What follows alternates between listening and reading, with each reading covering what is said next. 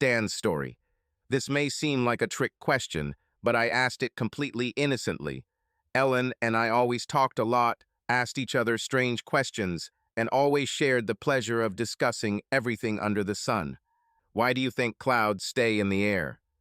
If Jesus returned to earth today, what would he say about the Christian religion? Why build a new office building downtown if it meant demolishing two perfectly good buildings? Have you ever wondered why frogs croak so loudly at night? What do you think it would be like to have 3 or 4 husbands?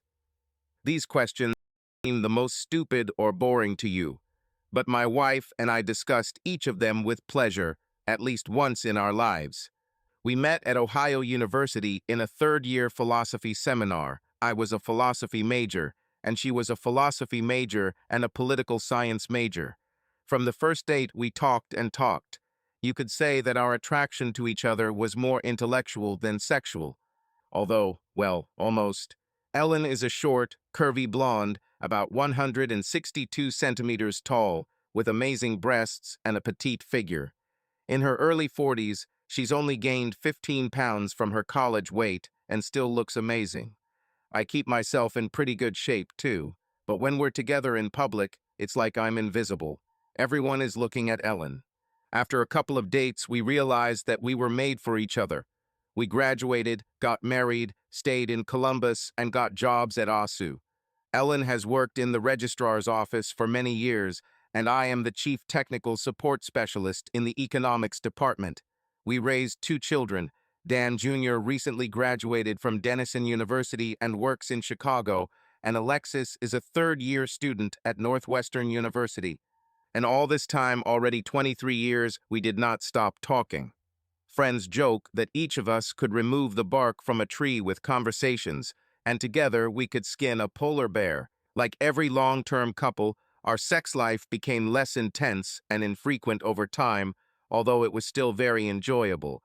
We've passed the initial stage when you make love all the time and can't keep your hands to yourself. Then came parenthood, when we were too tired or busy kids to have sex often. There were periods of recovery several months when interest was revived and sex became more frequent and exciting.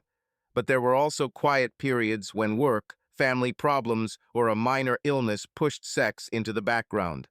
And now we have reached the empty nest stage where we have time and privacy again. So we started doing it more often, but still not as often as in the early years. And no matter how much we love each other, sex may not be as exciting after 25 years of marriage. Pleasant, intimate, special, yes, but not burning or overwhelming. What has become deeper, richer, and better is our sense of love, trust, and mutual understanding. We loved talking and listening to each other. We spent hours discussing everything from Asian philosophy to the strange trimming of our neighbors' hedges. And, as I already said, we were characterized by unusual questions that would hardly have occurred to anyone else. What this all adds up to is that there was nothing strange or particularly significant about the question I asked Ellen that Sunday. "Honey, have you ever thought about cheating?" But what was strange was her reaction. We were both in the kitchen, putting away groceries. Ellen froze for a moment, her mouth open. Then her face flushed red, and she quickly turned away. Grabbing a couple of cans of soup, she headed to the cupboard and said, "Of course not, Dan. Don't be stupid." Her answer surprised me after all. It was not such a crazy question, at least for the two of us. "I don't know, Ellen. This doesn't seem like such a crazy question. Many people cheat. I sometimes thought about this myself." By this time, she had turned to face me again and looked calmer. "Yes, I think you're right," she said. "I guess I was too hasty with my answer. Of course, romance with George Clooney sometimes appeared in my thoughts." She smiled, but somehow tensely. "But that's not what I'm talking about, Ellen. What about a real romance with someone we know? Have you ever thought about it, imagined how you would hide it, or something like that?" She sat down at the table. I noticed that she didn't look me in the eyes. "Not really. Of course, there are men whom I find attractive, but I never imagined an affair with any of them." She looked at me and more aggressively added, "And you, honey? There must be a reason why this crazy question suddenly popped into your head. Do you have anything to confess? I laughed. No, Ellen, I am pure before you, at least in terms of the novel. But sometimes I daydreamed, remember Dan June's fifth grade teacher, Miss Keller, I think. She was a real beauty. I laughed again. To me, it was just a normal conversation, like the ones Ellen and I had had a million times. Now she seemed to have entered into the spirit of this conversation. Finally, I know the truth, she said with a smile. I need to call Miss Keller and get her side of the story.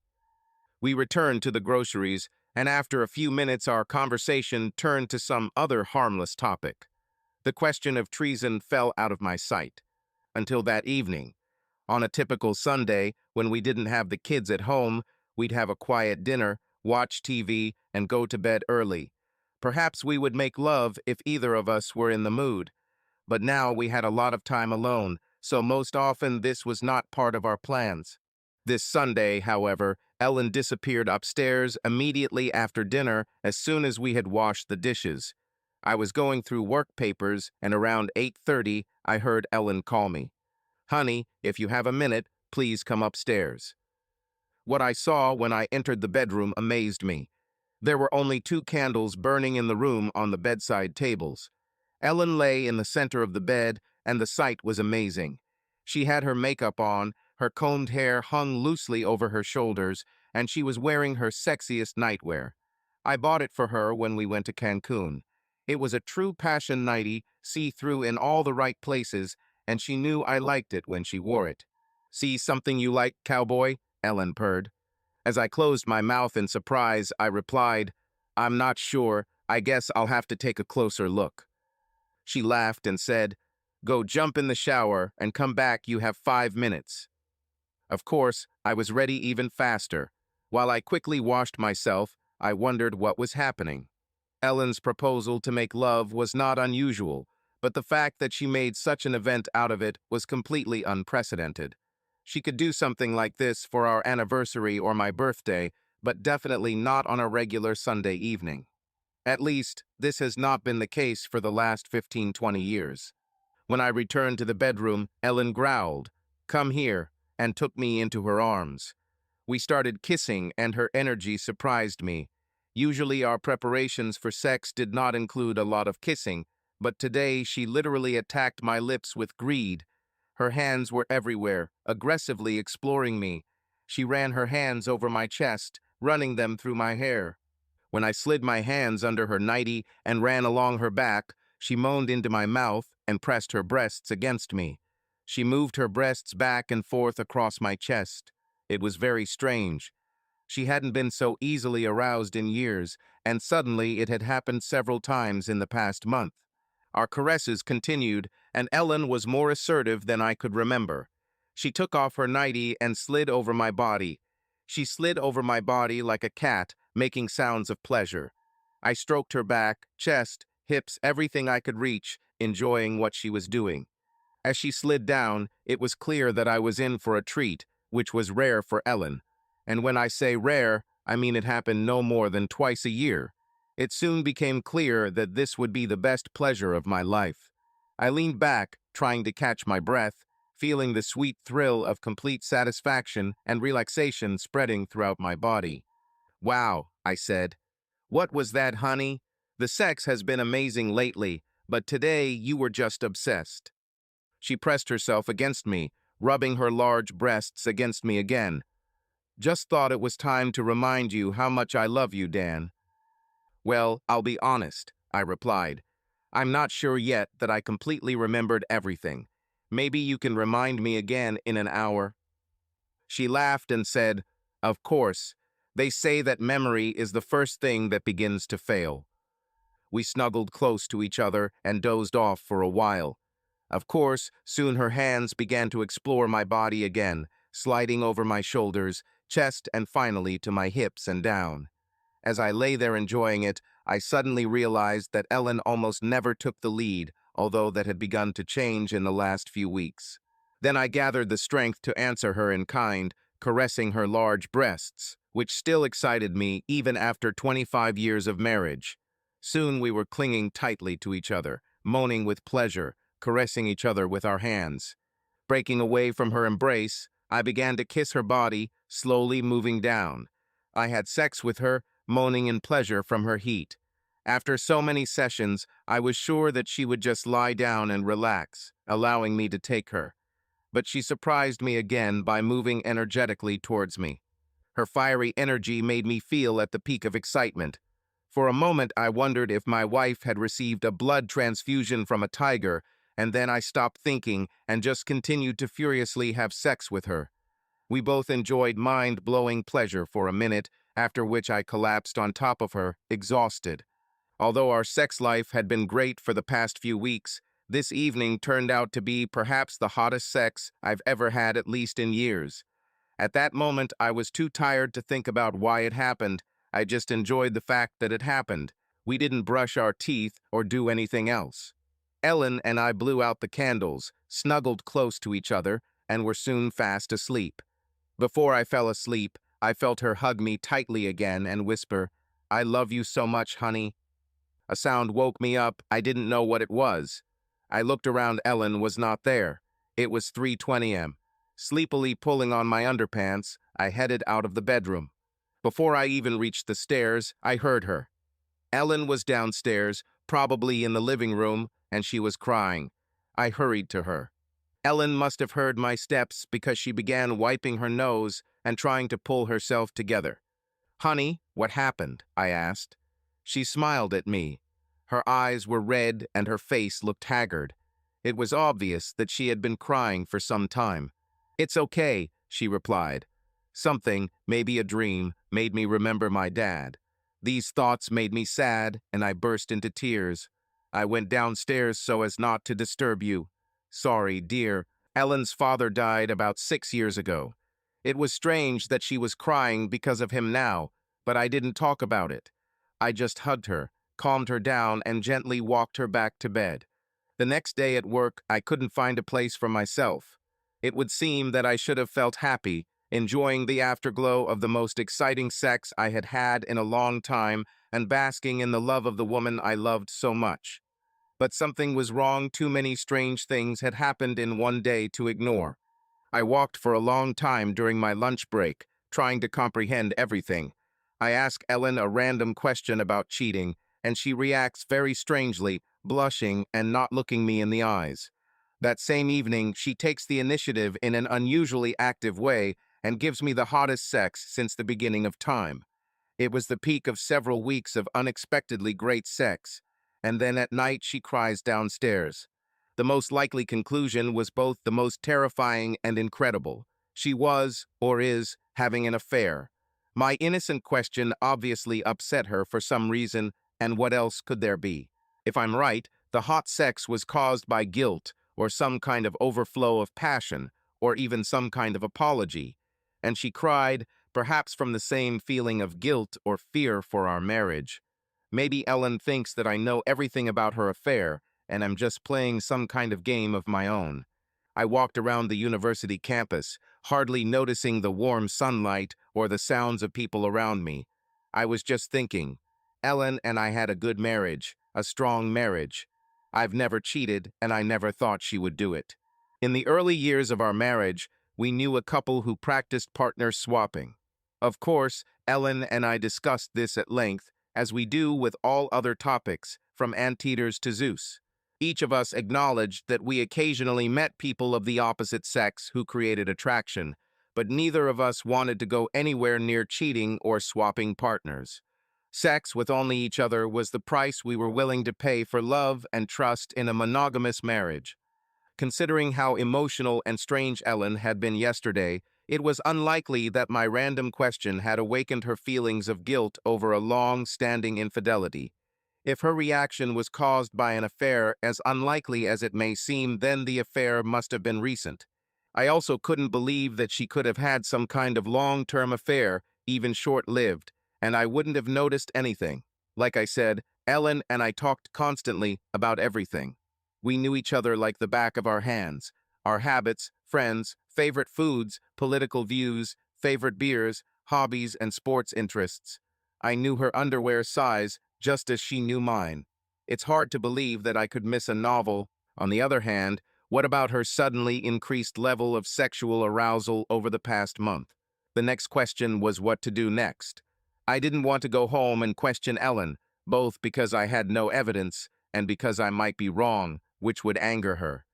For the near future, I decided that I had only one thing left to do: remain silent and be very, very attentive. As it turned out, we didn't have to wait long. That night, I came home to find Ellen finishing up a wonderful dinner: fried chicken, mashed potatoes, green beans, French bread, white wine. The table was covered with a tablecloth and candles were burning on it.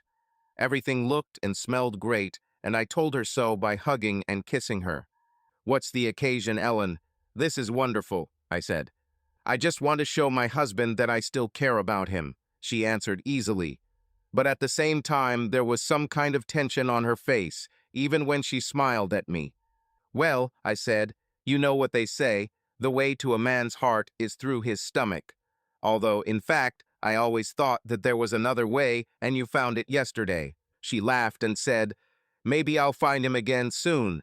Now sit down, the food is ready." We enjoyed dinner, but Ellen looked tense. I tried to cheer her up by telling her stories about my day at work, including the crazy antics of some of the employees I have to supervise, but she listened to me absent-mindedly. "Can I thank you for this wonderful dinner by treating you to ice cream?" I asked when we finished. "No thanks, honey. I have blueberry pie waiting for us in the kitchen." She went for the pie, and I thought, it's getting weirder and weirder. She must have gotten home from work at least 2 hours early, gone to the store, then baked a pie and cooked this whole dinner. What in the world is going on? After dinner, I took her hand and we walked out into our yard, enjoying the evening breeze and fading summer light. "Ellen, you treat me like a king, and I want you to know how much I love it. Both in terms of sex and in terms of cooking, you are my number one," I said. She smiled and hugged my hand tightly. "Dan, you are my number one in every category. I love you so much." I led her to a bench, and we sat down next to each other. Then I continued, "But darling, as much as I enjoyed last night and today, I can't help but wonder what this sudden surge in attention is all about.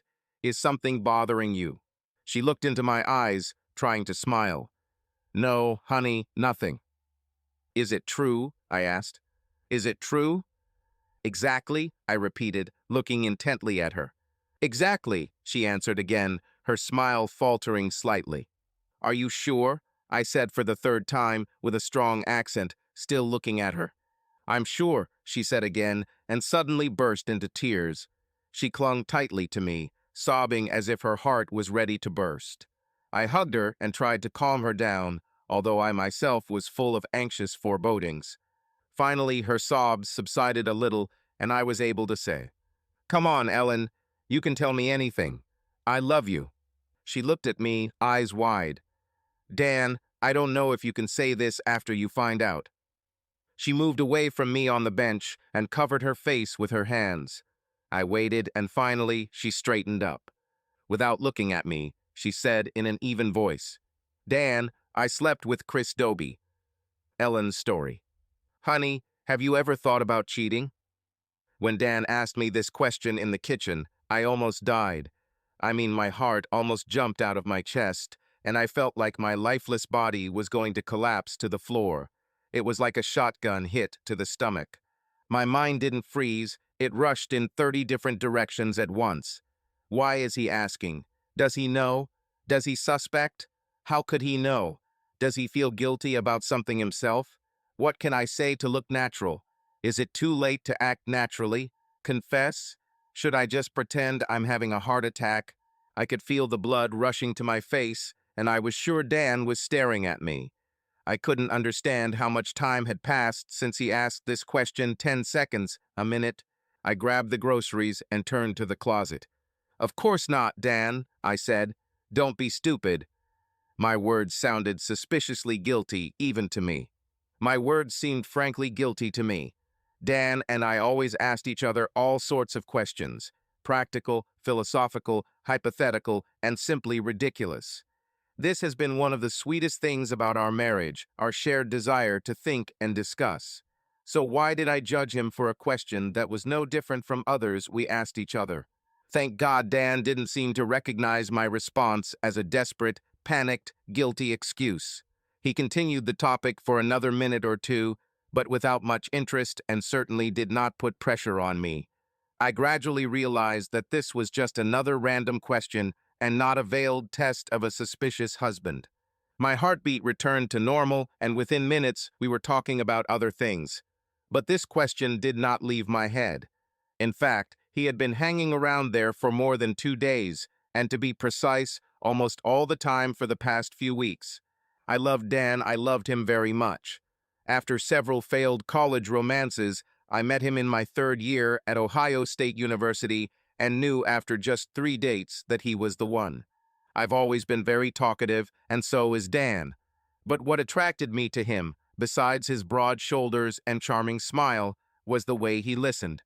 When I spoke, he listened to me as if I were the smartest and most interesting woman he had ever met. He took my thoughts seriously, so seriously that if he did not agree, he always entered into an argument. Even my favorite teachers at school didn't show me that much respect. And the best part is that the goal of our intellectual discussions was never to defeat our interlocutor, to win the argument, as happens with some couples for us. It was always the pure pleasure of exchanging thoughts and opinions. Our first dates, lunches, and dinners were full of conversation, even more than food. And then, of course, there came a time when on our dates there was less talking and much more sex. When we first made love, the care and attention Dan showed in conversation carried over into our sex life, which I found incredibly arousing. He liked to look at me, touch me, and give me pleasure. He clearly likes my large breasts, and the fact that I was more curvy than thin did not bother him at all. I've never been too active in bed. I always liked it better when the initiative came from my partner, although I enjoyed and responded to his actions.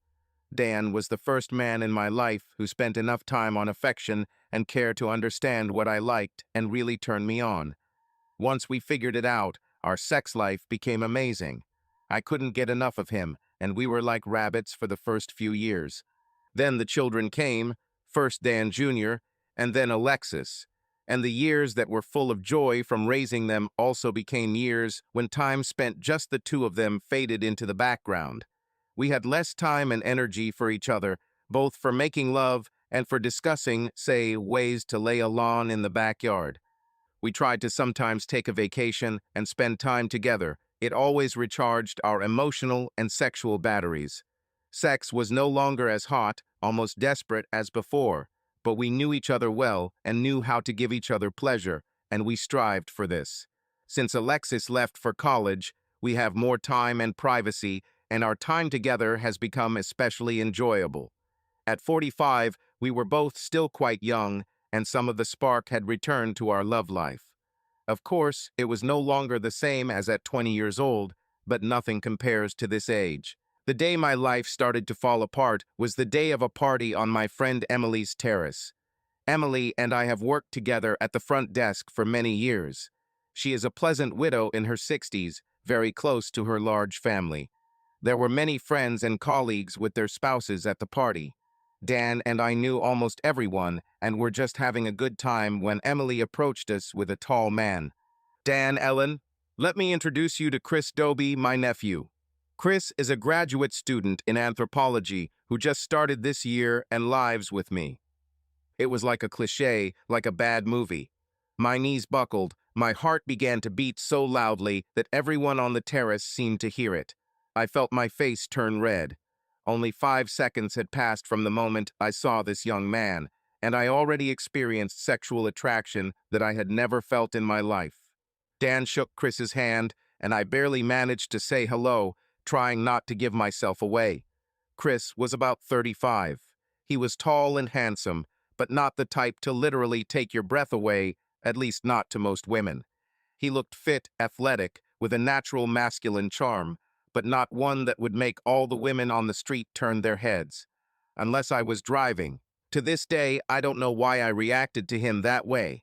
It was as if he was emitting some kind of pheromones that bypassed all the other women in the room and went straight to my brain. I found myself looking at him like he was a little gazelle, and I was a predatory leopard who wanted to catch him. I was horrified by this wild desire. What's wrong with me, I thought.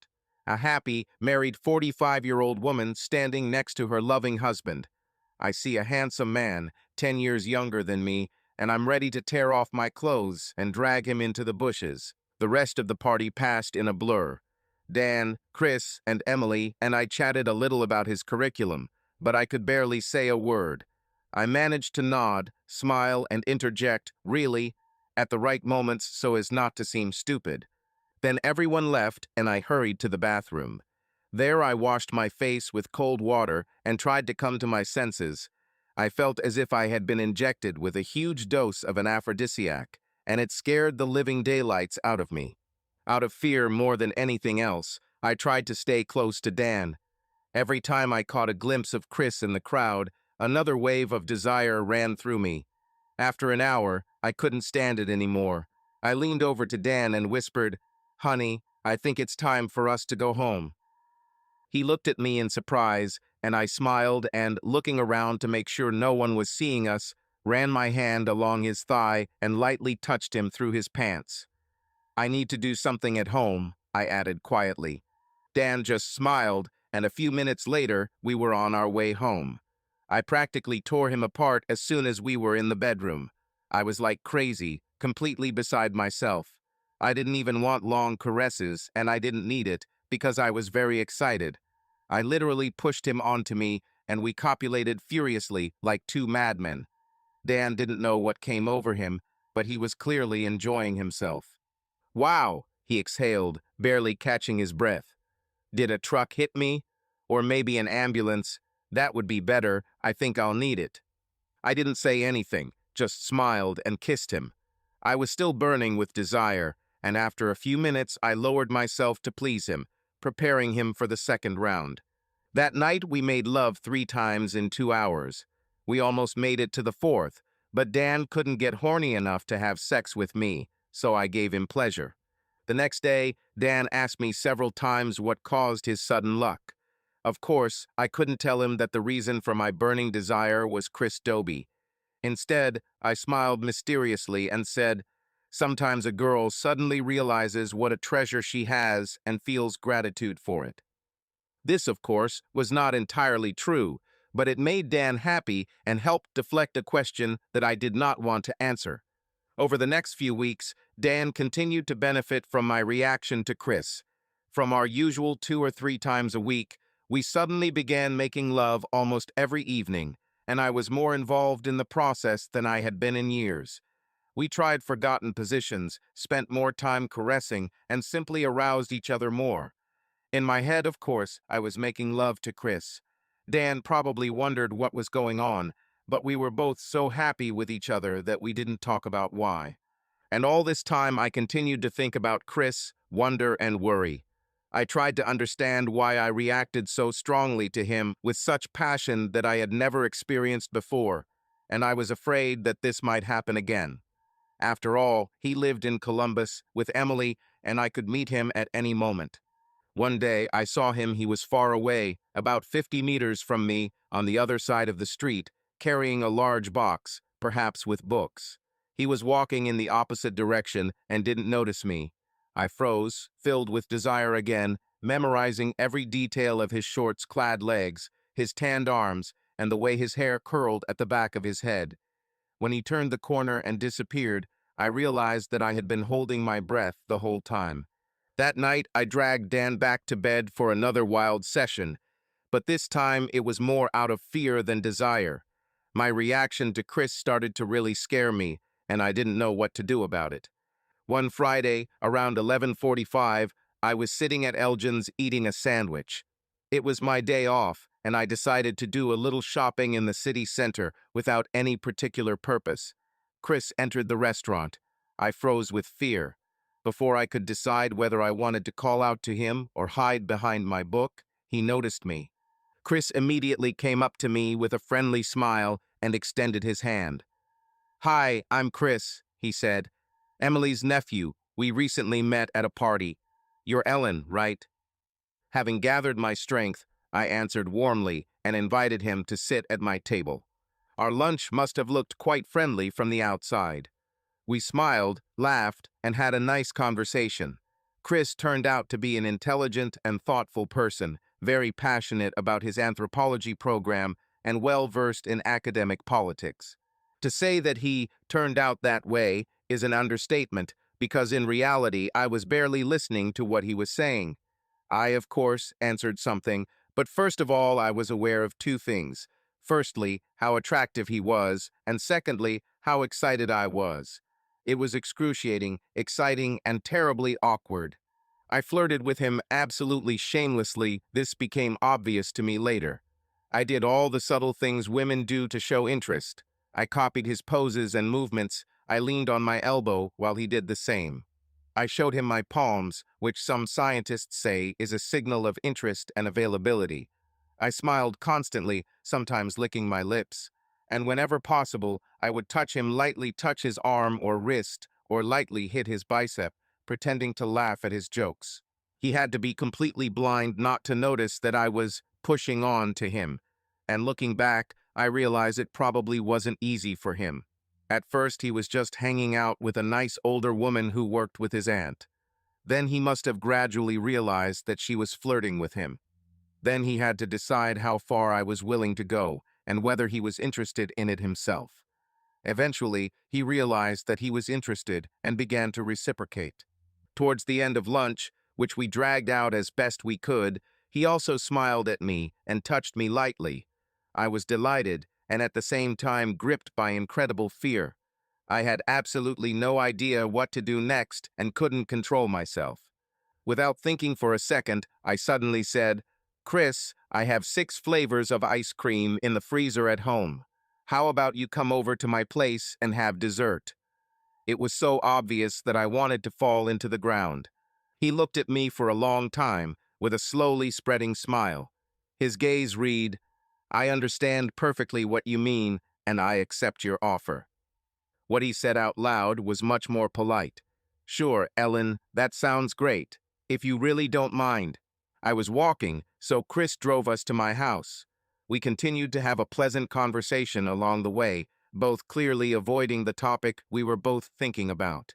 We ate ice cream, continuing the conversation, while I increasingly felt how I was becoming more and more excited. I still didn't forget that I was married. I remembered Dan, I remembered our vows, but there was no force in the world that could stop me from having sex with Chris. When we put the dishes in the dishwasher, I had no idea what to do next. But this was not necessary. Without a word, Chris took my hand, smiled, and led me upstairs until he found the master bedroom. He placed me in front of him next to the bed, kissed me tenderly, and, with great tenderness, began to undress me. I was shaking like a virgin. As he took off my clothes, he kissed the exposed areas of my skin. I can't describe how excited I was. It was something beyond my experience. I might have been embarrassed, considering that at 45 and after 2 children, I no longer had the ideal figure. I had a round belly and full hips, those features that all women hate about themselves. But I was too excited to care. Chris stepped back and said, "Let me look at you while I get naked. You are so beautiful." I watched his body emerge from under his shirt and shorts. He was slimmer than Dan and a little fitter, which was not surprising for a man in his 30s. He began to kiss and caress me, first my lips and face, while gently squeezing and stroking my breasts, whispering how beautiful they were. I moaned, completely losing control of myself. Chris sank lower, showering my body with tender kisses, each of which was full of attention and care. He hesitated, teasing me, avoiding haste despite my impatience. "You're so impatient," he whispered softly with a smile, noticing how I squirmed slightly. "Don't torture me," I whispered back, feeling his touch become more insistent. I felt an incredible feeling of warmth and relaxation come over me. Waves of pleasure rolled through my body as I immersed myself in this moment. He continued to caress me gently and confidently, his hands moving smoothly, paying attention to every part of my body. "Just tell me if you need to stop," he whispered, running his hand along my thighs. "Don't stop," I answered, feeling how with every touch I was immersed more and more in an atmosphere of calm and harmony. His gestures were soft but insistent, creating a feeling of deep unity. We both froze for a moment as our gazes met. I saw admiration and a warm feeling in his eyes. "You're incredible," Chris said, his voice quiet, almost a whisper. This moment was not just physical intimacy, but something much more complete understanding and deep emotional connection. "This is so good," I finally whispered, feeling the moment fill me with happiness. Our movements were coordinated, and we both immersed ourselves in this feeling of unity, allowing our emotions to guide us. It was a moment where we both felt inextricably connected, and every moment was filled with true closeness and mutual support. "Oh, that's good," Chris replied, hugging me even closer to him, as if this unity was our main meaning. We collapsed next to each other, lying side by side and hugging each other. I was overcome with strange and frightening feelings. First of all, I have never been so satisfied in my life. As terrible as it may sound, like a heroine from a bad movie, I realized that I had never known sex could be like this. Secondly, I felt guilt and fear. I cheated on Dan in our own bed without thinking about him for the last couple of hours. What kind of woman have I become? Is this all he deserved after all the years of our love and loyalty? Will he find out? If she finds out, will it be the end of our marriage? And thirdly, despite all this, I wanted more. I wanted Chris again. I was exhausted, but I knew we weren't done yet. If he didn't get aroused on his own soon, I would stimulate him because I knew nothing would stop me from having sex with him again. After a few minutes, Chris opened his eyes and smiled at me. "You're the hottest woman I've ever met." I smiled back and said, "That's because with you, I become the sexiest woman in my life. I hope there will be more of this." He nodded slowly with feigned seriousness. "You can count on it," he replied in a playful, deep voice. Around 3 o'clock in the afternoon, when we were resting after the second round, I remembered that Dan had to work late. He would not return home until 8 o'clock in the evening. I realized with a sense of relief that I wouldn't have to rush to get Chris out, clean the bedroom, and shower in time. We had another 3 or 4 hours together. Chris ended up having sex with me 4 times before he left, not counting the time he spent pleasuring me and me pleasuring him. Each time it was different. After the first time was incredibly intense and physical, the second time was slow and gentle, exploratory. It seemed like we were at it for an hour, but in reality it was probably about half an hour. The third time began with us allowing ourselves to become completely immersed in the sensation of each other. I touched his body tenderly, as if exploring every curve and muscle for the first time. His skin was warm, and I enjoyed the physical contact, which felt both new and familiar. My every movement was imbued with a desire to feel him closer, deeper, as if through these touches I wanted to express all my emotions. He also answered me. His hands gently touched my body, awakening in me more and more warmth and desire. We slowly succumbed to this wave, as if in a dance where every step was meaningful and important. Our movements gradually became more rhythmic, as if we were trying to synchronize not only physically, but also emotionally. When we felt we were ready to take it to the next level, I suggested he change his position. Kneeling down, I rested my shoulders on the bed, letting him lead. This position was one of my favorites. It allowed me to completely relax, surrendering into his hands. Here I felt vulnerable, but at the same time protected, as if this trust between us strengthened our connection even more. Chris seemed to understand this and acted with extreme caution. He slowly ran his hands along my back, then along my thighs, stopping at each area, as if memorizing my reactions.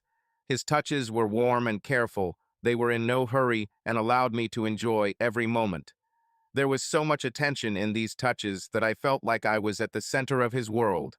We moved in a single rhythm that suited both of us, each time finding the perfect balance between tenderness and passion. It was not just physical contact, it was something more, something deeply emotional, making us both forget about everything around us. When we achieved pleasure, it was not just liberation, it was a feeling of unity, as if everything in the world had stopped, giving way only to our moment. We stayed close, enjoying the peace and quiet that came after that. A feeling of closeness, trust, and understanding filled both of us, as if cementing everything that was between us. At such moments you understand how important not only physical sensations are, but also the deep emotional response that they evoke. After the third time, we both fell asleep for a while.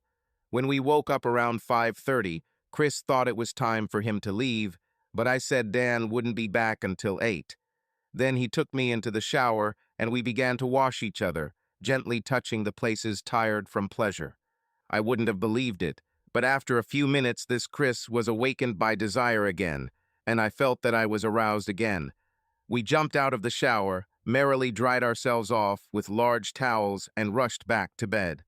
Chris sat down on the edge of the bed and gently picked me up and sat me on his lap, so that I was facing him with my legs gently wrapped around him on either side. It felt like the whole world had narrowed into this small space filled with warmth and intimacy, and we moved to the beat, following the unconscious rhythms of our bodies and emotions. His touch was soft, almost weightless, but his every gesture brought me a deep sense of joy and satisfaction, reminding me that the connection between us is stronger than any words. We had been together for several hours, but time seemed to dissolve, leaving us only in this magical moment. Despite the fatigue, every moment felt special, as if we were part of something more important and real. His hands slid over my shoulders, supporting and guiding me, and I wrapped my arms around his neck, listening to his breathing, feeling his closeness as something unshakable and meaningful. Our every gesture was filled with trust and deep affection, as if we were writing a new story in which only we played the main role. We moved smoothly and synchronously, slowly, enjoying every touch and sensation. It was not just a physical interaction, it was a whole world of feelings, where every moment seemed limitless. I felt his breathing become a little more ragged, his muscles tense, and this growing energy filled me with confidence. And so, when this moment came, we not only completed our actions, but seemed to merge together, like two parts of one whole. It was both a physical and emotional union that brought with it a deep sense of satisfaction. We remained in each other's arms, filled with a sense of mutual intimacy that continued to warm us even after the moment was over. It seemed that time slowed down again, allowing us to fully enjoy this silence and harmony that ended our long day. After lying spread out side by side for several minutes, we finally pulled ourselves together and stood up. It was almost 7 o'clock in the evening. Chris took a quick shower, and then I walked him downstairs. We didn't talk much, just smiled at each other. I knew I was not alone in having an unforgettable day, and I was excited by the thought that I was able to give this 36-year-old handsome man a head start. Without discussing next time, we simply exchanged tender kisses and said goodbye.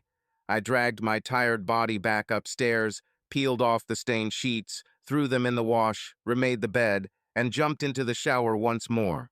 I thoroughly washed my body and hair, brushed my teeth, and looked around the bathroom and bedroom to make sure that there was not a single trace of our day of passion. Finally, completely exhausted, I put on an old nightie and fell back into bed.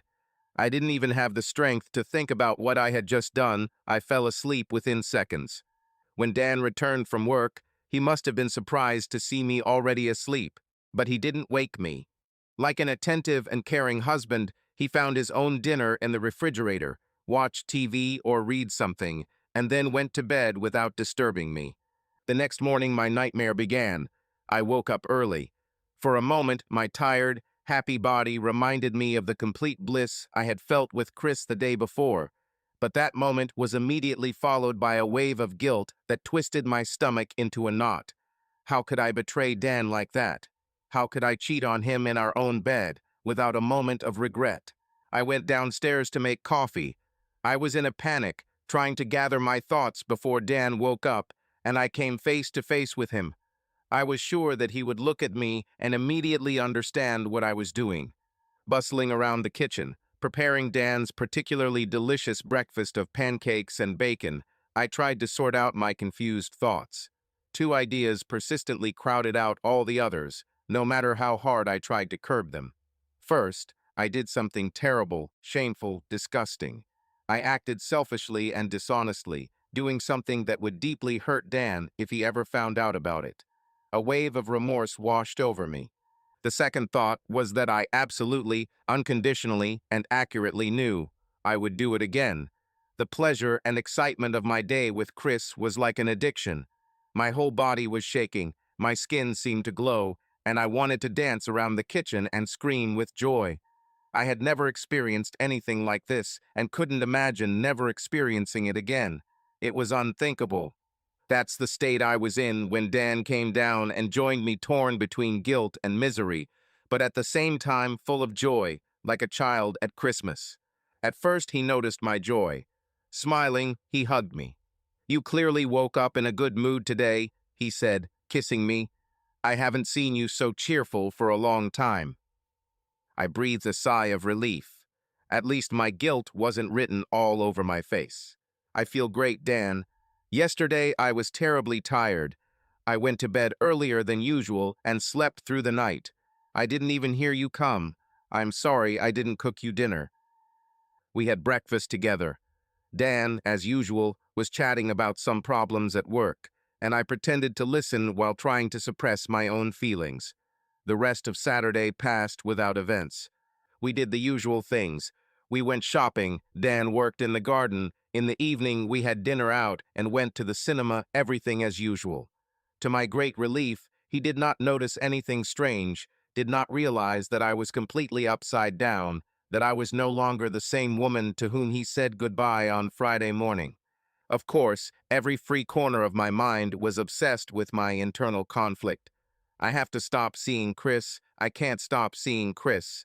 Sex with Chris is terrible and wrong. Sex with Chris is the only thing that matters in my life right now.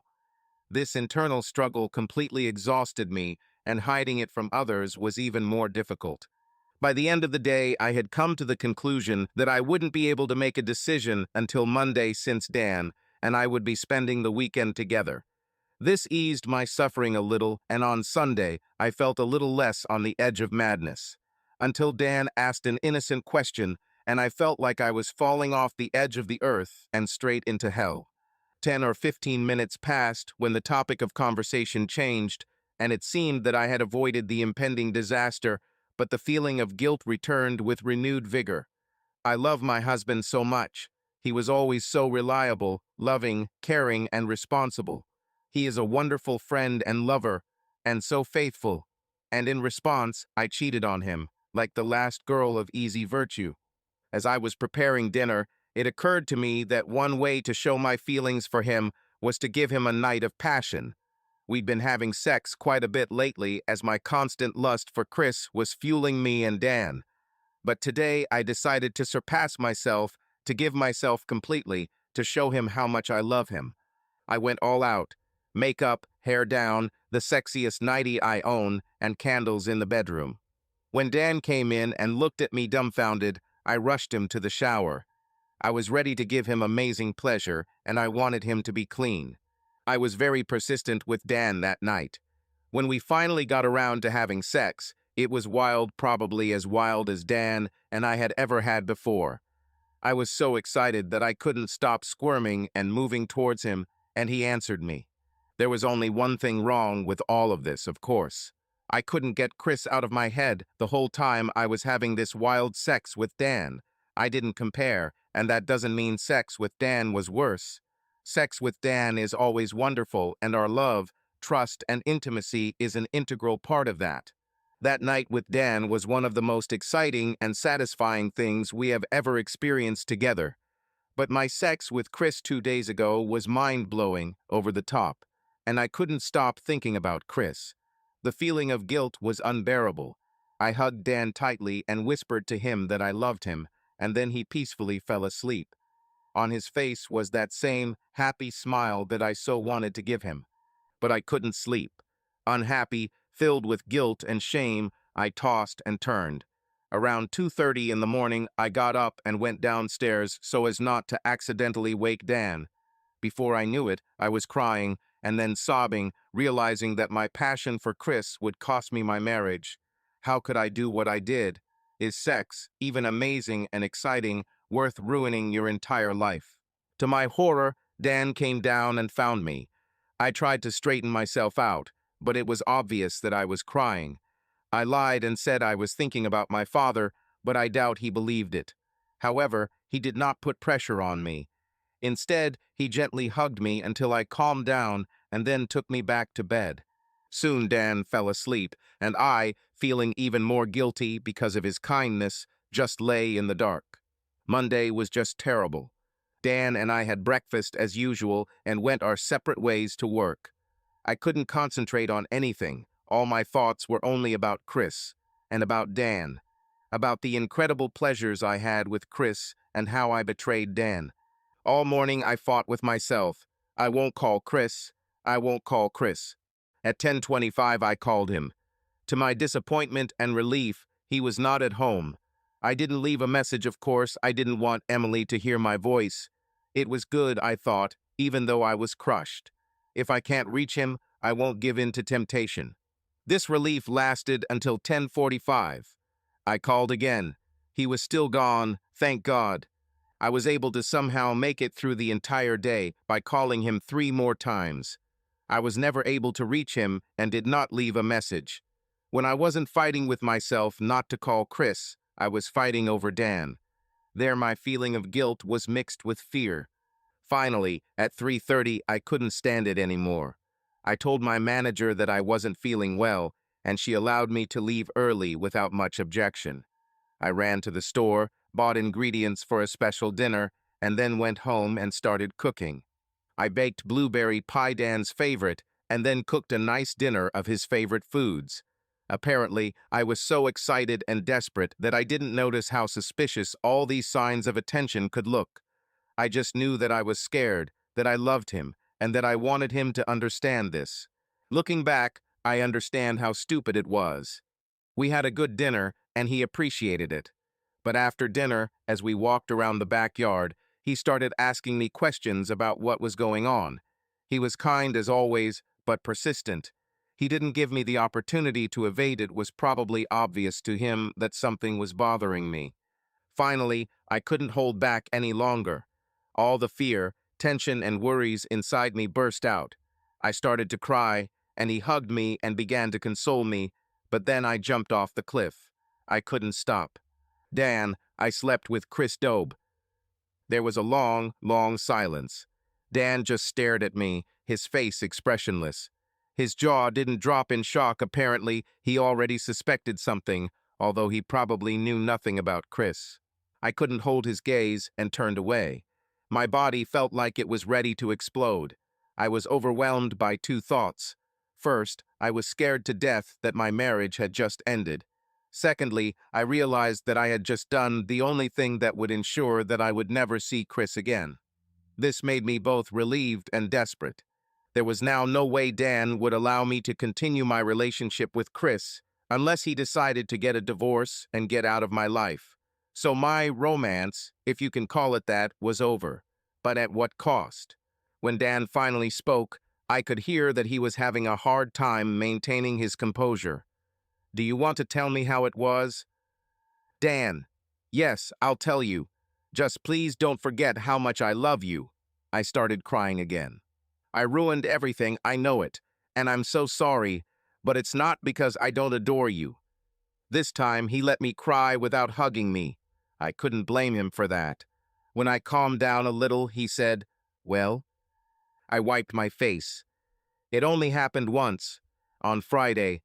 We met by chance in a store in Elgin and had lunch together. Then we came back here for ice cream and went to bed. I fell silent. Dan was just waiting. I don't know how to explain this, Dan. I've never cheated on you before, I swear. She didn't even allow herself to flirt. But when I met Chris at Emily's party last month, something about him struck me. I experienced some strange, instantaneous impulse.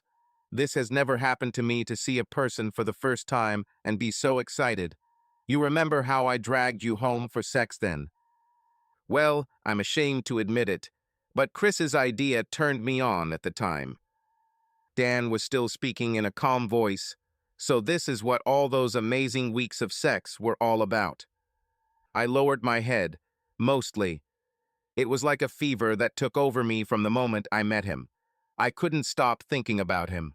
I haven't seen him since that party, Dan, only briefly on the street. And then on Friday, we bumped into each other completely by accident. I raised my head and looked at my husband and was amazed at what I saw. His face and body were tense, as if he was using all his strength not to break down. There was an icy rage in his gaze that far surpassed the rare outbursts of anger that I had seen from him over the years. I knew he would never hurt me, but he looked like he could kill me with his bare hands. Maybe you can tell me about Friday. His voice was barely audible. I knew I was on very thin ice.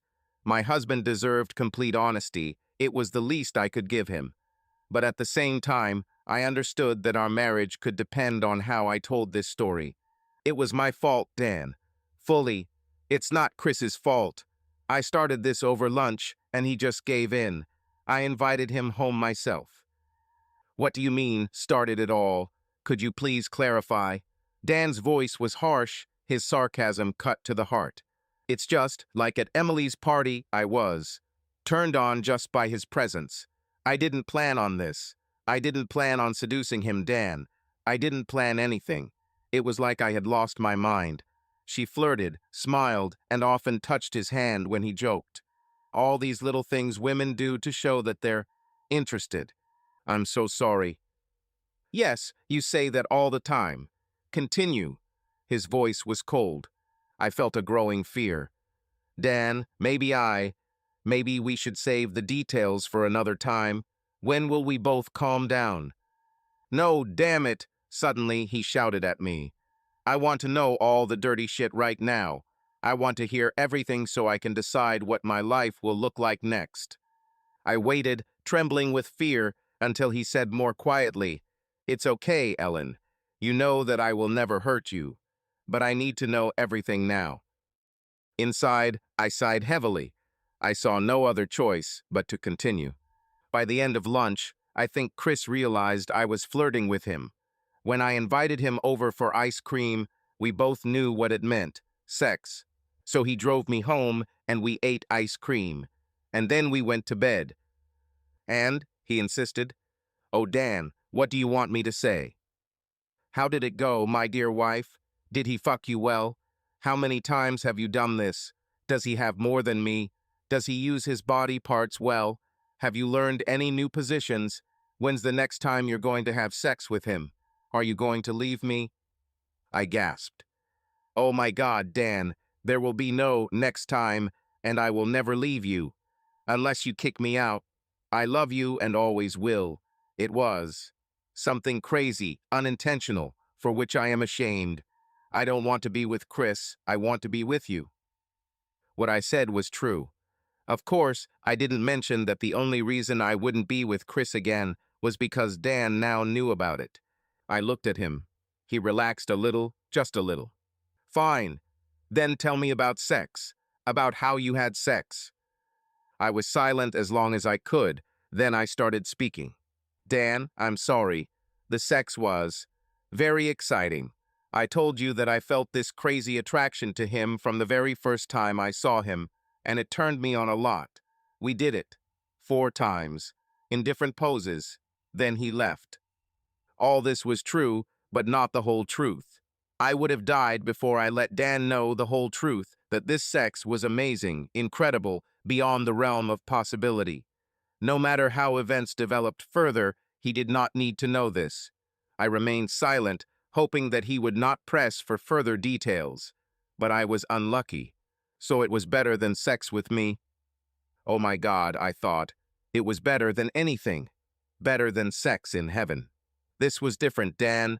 It was the first time with someone other than you in 25 years. It's just exciting a new partner whose body is unfamiliar to you, whose reactions you don't know. And like I said, I had this crazy attraction to Chris. But I love the way you and I make love. I am as satisfied as a woman can be. Wasn't last night amazing?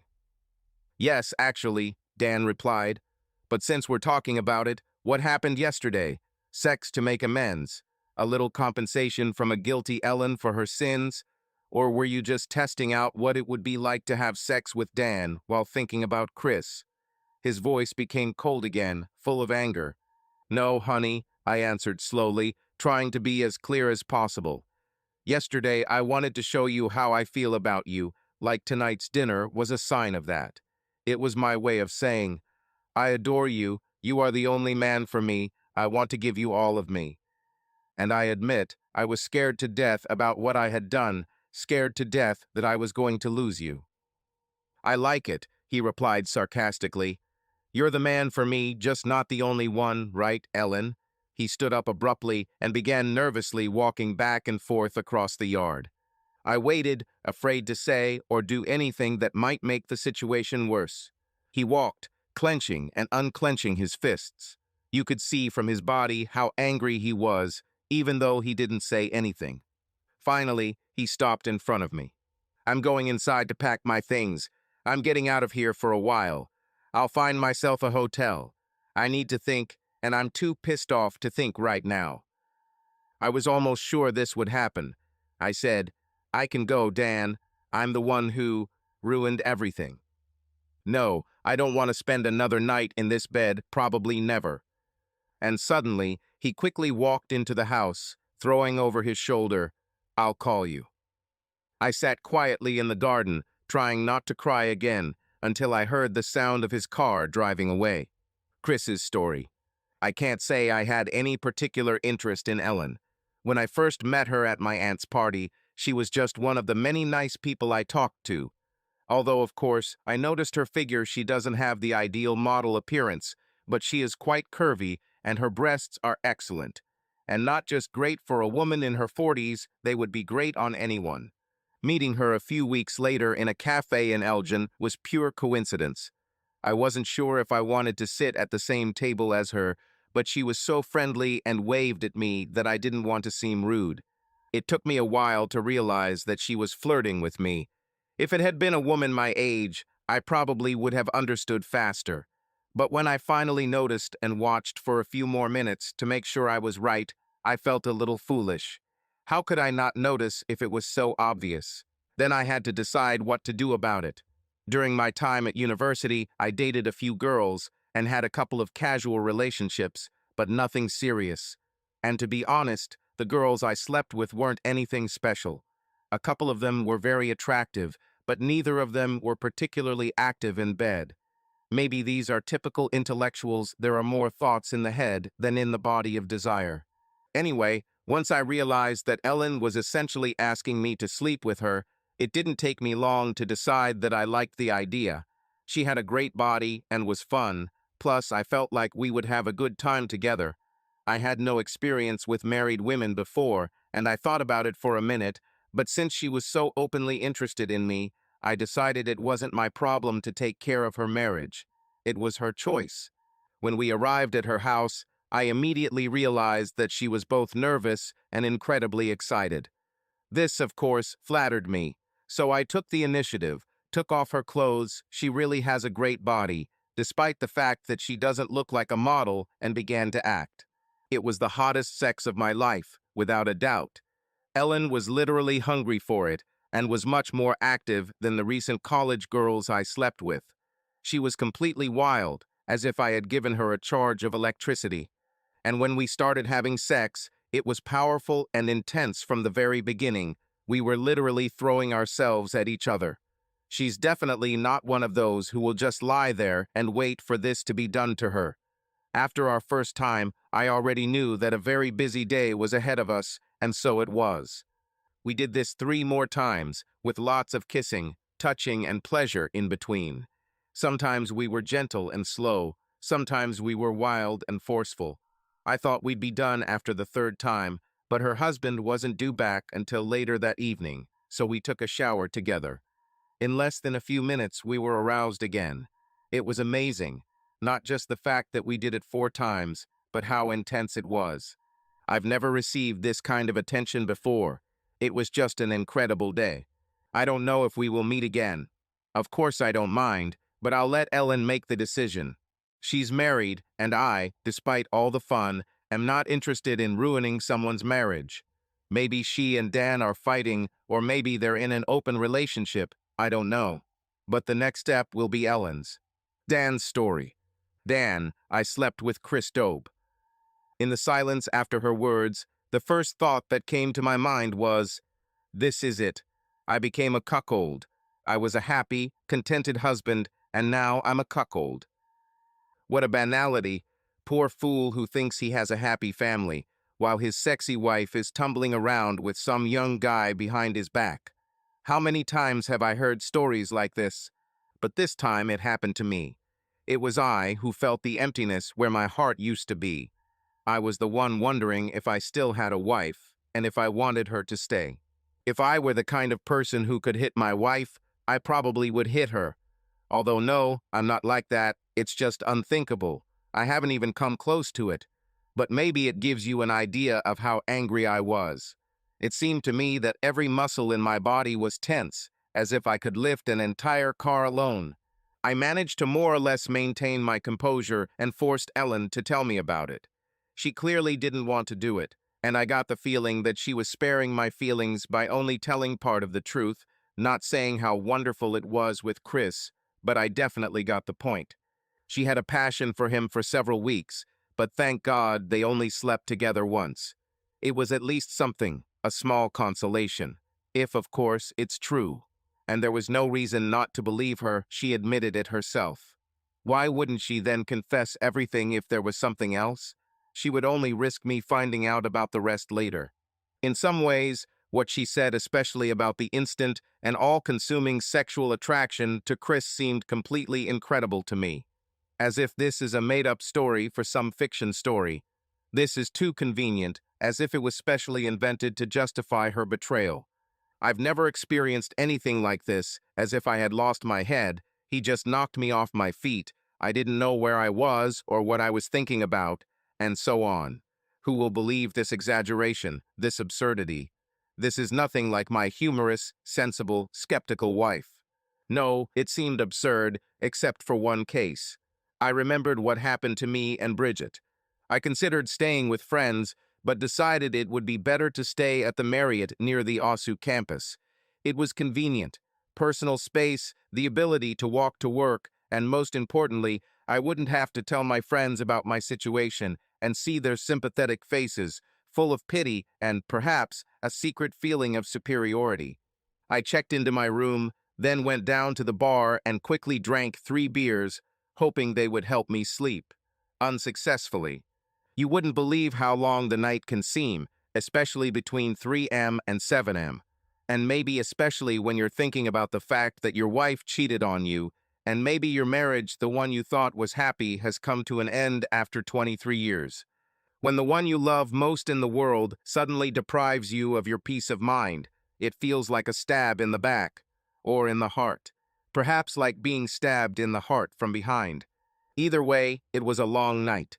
The next morning, despite being tired, I gathered my strength and went to work, firmly deciding to get through this day without telling anyone about my problem and without showing how bad I was. In general, I succeeded, although a couple of people asked what was wrong with me. I said I just didn't get enough sleep, and that was enough. After lunch, I called a friend of mine who works at the OSU Counseling Center. I briefly outlined the situation and asked him to help me find a therapist I could talk to. He said he would call back. An hour later, he said that he had arranged a meeting for me with Arthur George, a private psychiatrist in the city center. He does a lot of marriage work, Dan, so if you and Ellen ever decide to go to marriage sessions, he'll be a great specialist. When I walked into Arthur George's office, I immediately liked him. He was older than me, about 55 years old, but he was not at all prim. We immediately switched to you, and his warmth and kindness were felt so much that it became easier for me to talk to him. At his request, I briefly talked about my past, about my history with Ellen, about children, and so on. And then we moved on to the main reason for my visit. I don't cry often, and I was sitting in front of a complete stranger, but for the next 20 minutes, I couldn't hold back my tears. I told him about the events leading up to Ellen's confession, the confession itself, and what happened after. I talked about how empty I felt, like there was an emptiness inside of me, about how I can't imagine ever feeling the way I did before for my wife again. I used to trust her, Arthur. I felt safe with her. I knew that there was an understanding between us that no one could come between us. And now I see her with him all the time. I see her lying in bed with Chris, wildly horny, begging him to have sex with her. My mind just can't stop showing me these images. I see how greedily she gives him pleasure. I see how he gives her pleasure, and she screams with pleasure. I see him hitting her from behind. I fell silent for a moment, overwhelmed by these thoughts. Arthur simply waited without interrupting, expressing sympathy with his eyes. Ellen tried to downplay how good the sex with Chris was, but she was honest enough to make it clear that it was very exciting. Who knows, maybe she's already looking forward to next time. Even if she doesn't, it won't be because she doesn't want to, but simply because he knows that this will be the final end of our marriage. And do I really want this, Arthur? For me to live with a woman who desperately wants another guy, but is only holding back because she's afraid I'll leave her. I started crying again and didn't care. I let the tears stream down my face and continued talking. I have loved Ellen since our third date, which was 25 years ago. She is my heart. She and our children are my whole life. And now it all seems to have crumbled to dust. Arthur waited a moment and then asked quietly, Dan, do you know how Ellen feels right now and what she wants? She says she loves me, I replied. I think I believe her, and I think she feels guilty and ashamed for what she did. And of course, fears she is afraid that I will leave her or file for divorce. She clearly doesn't want that. Sorry to be blunt, Dan, but how do you think Ellen feels about Chris and their day together? I thought for a minute.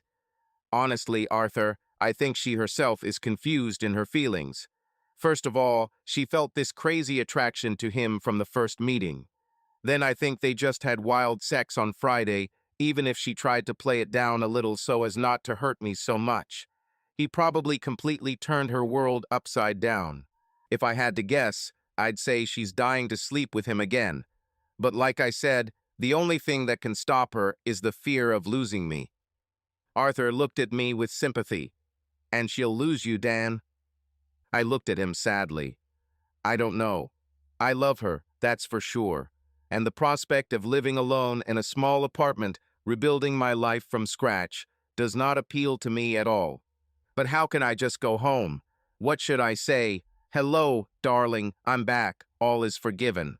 How can I make love to her again if every time I close my eyes I see her with Chris? And how can I trust her? What should I do when she stays 10 minutes longer than usual or says she needs to go somewhere? We sat in silence for several minutes. I felt Arthur's warm and sympathetic gaze on me. We'll wrap up for today in a few minutes, Dan. But I want to ask you one question. Everything you said is completely understandable. You feel pain because you were in a happy marriage, and now your wife has cheated on you, and this has brought you suffering. But you don't seem as angry as one would expect in such a situation. Why do you think so? Well, of course I feel angry, Arthur. When I think about what Ellen did to our marriage, the damage she did that can't be undone, I get really angry. But you're right, maybe I'm not as angry as I could be. And I'm pretty sure I know why. I need to tell you about a woman named Bridget. Okay, Dan, we need to stop for today. Can we meet in 2 days at the same time? I thanked him, genuinely feeling a little better, and left the office. Arthur's story. I liked Dan right away. Therapists don't always like their patients. Some of the people we try to help can be quite unpleasant, although of course we do our best for them. But Dan is a man who knows himself well and feels quite confident in his world. There is a kind of dignified, calm strength about him, without an ounce of arrogance or self-seriousness. On the contrary, even in the face of intense pain associated with his wife's admission of infidelity, his sense of humor was obvious. Two things became clear to me even before the end of my first meeting with Dan. Firstly, he is not a person with any deep psychological problems.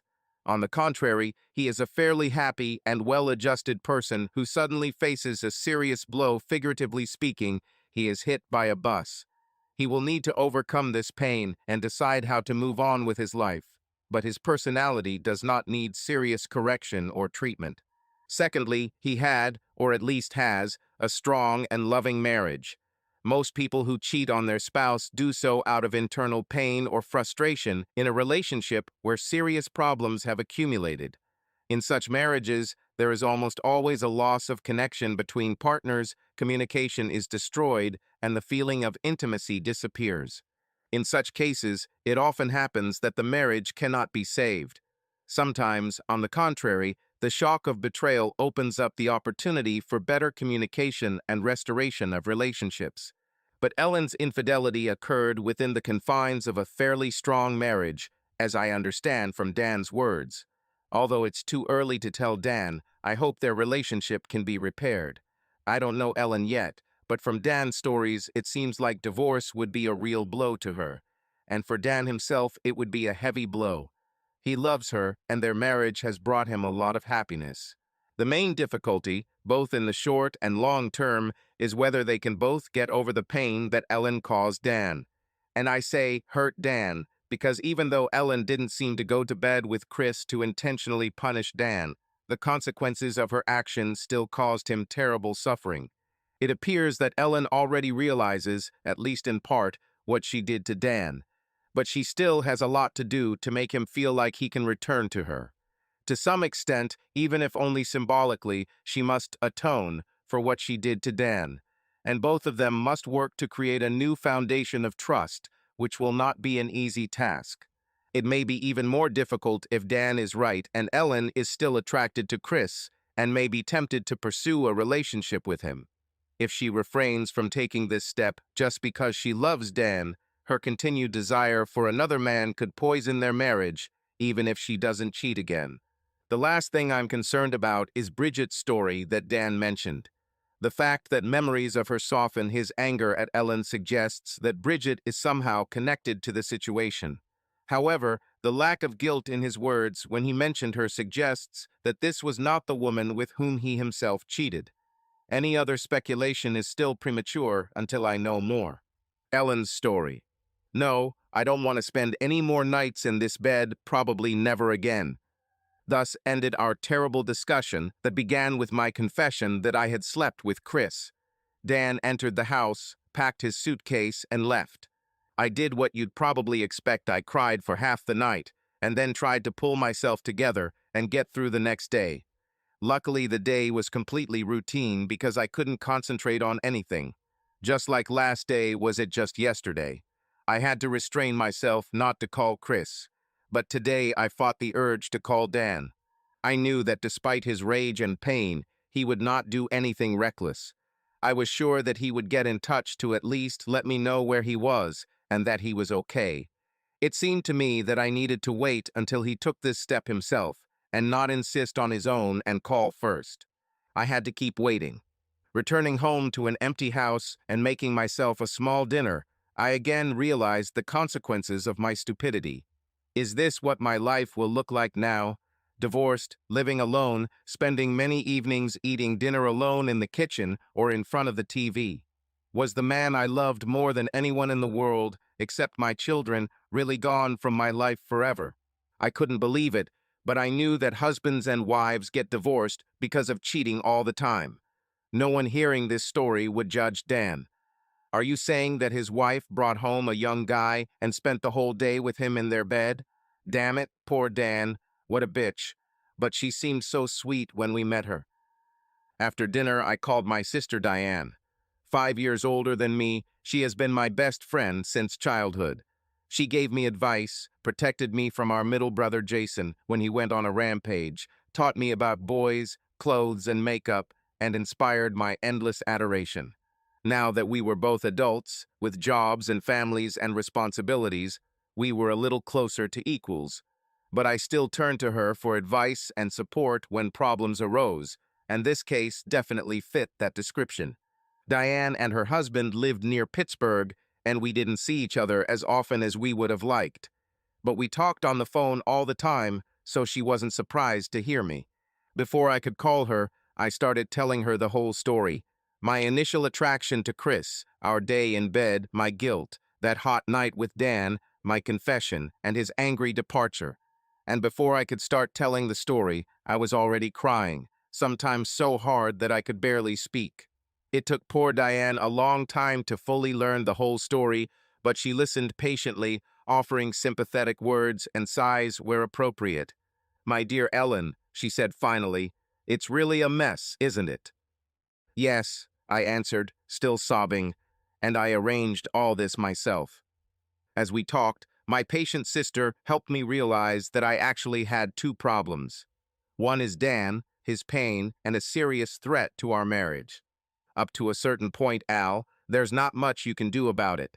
You can only let him know how much you love him, how sorry you are, and that you are ready to do almost anything to save the marriage. But the decision about what to do next will ultimately be his. But your second problem is Chris. You still seem to lust for him. She giggled. "Sorry, I know, you shouldn't laugh. But it looks like you had a really great time with him." "It's true, Diane. Thank you for being honest with me. I've never had sex like this in my life, and all I can do is talk about it endlessly. It was amazing, phenomenal, divine. I don't even know what to say. I was already on edge before we even got to the bedroom, and then he knew exactly what buttons to press. It was a world record for passionate sessions." "Okay, Ellen and I envy you, to be honest. But what now?" "I don't know, Diane. Obviously, Dan will never take me back if I do this again. I already told Dan that there won't be a second time with Chris. Believe me, I know that my husband and my marriage are much more important than a fleeting affair, even such a cosmic one. But this does not mean that the desire has passed. I'm scared, but I still really want Chris." There was a long pause. Then Diane said, "Well, Ellen, I think we're getting to the root of the problem. Like I said, there's not much you can do about whether Dan will come back to you.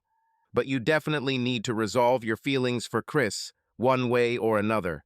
As long as he remains in the picture, even just in your head, you will never get your marriage back." "I know, Dee," I sighed. "I'd love for him to go somewhere like Tanzania, but unfortunately, he's in his first year of graduate school at ASU, so he'll probably be around for a couple more years." There was a noise behind me and Diane said, "Sorry, honey, I have to run. My teenagers are fighting again, probably again over something important, like the TV remote control. I love you, don't do anything stupid, and call me again soon, okay?" Although Diane did not help me solve my problems, after talking with her, I felt better. It's always been like this. That's what big sisters are for, at least mine. How was the rest of the week? I went to work. I came home and had dinner alone. She lay in bed at night, sometimes crying, always feeling sorry for herself. And I was angry with myself. I understood that it was completely my fault. And I tried to remember that what Dan, my completely innocent husband, felt was 100 times worse. How can he ever forgive me for what I did to him? Would I be able to let him back into my heart if he betrayed me the way I betrayed him? So what the hell am I supposed to do with Chris? Dan called me at home after dinner on Wednesday. The conversation was short and rather gloomy. He wanted to give me his number at the Marriott and let me know he was okay. "I started seeing a therapist," he said. "I was referred by Ed from the counseling center. I've only been to the appointment once, but I think it will be useful. He deals mostly with family issues, so if he offers, maybe I'll call you to invite you to come with me." "Dan, I'll be happy to do it. In fact, I'll happily do whatever you want. I am the one who caused all this, and I am so sorry. I just want you to know how desperately I want you back. But I understand that the decision is yours." There was a long pause, and finally he said, "Thank you, Ellen. It seems to me that it will take some time before I understand what I want.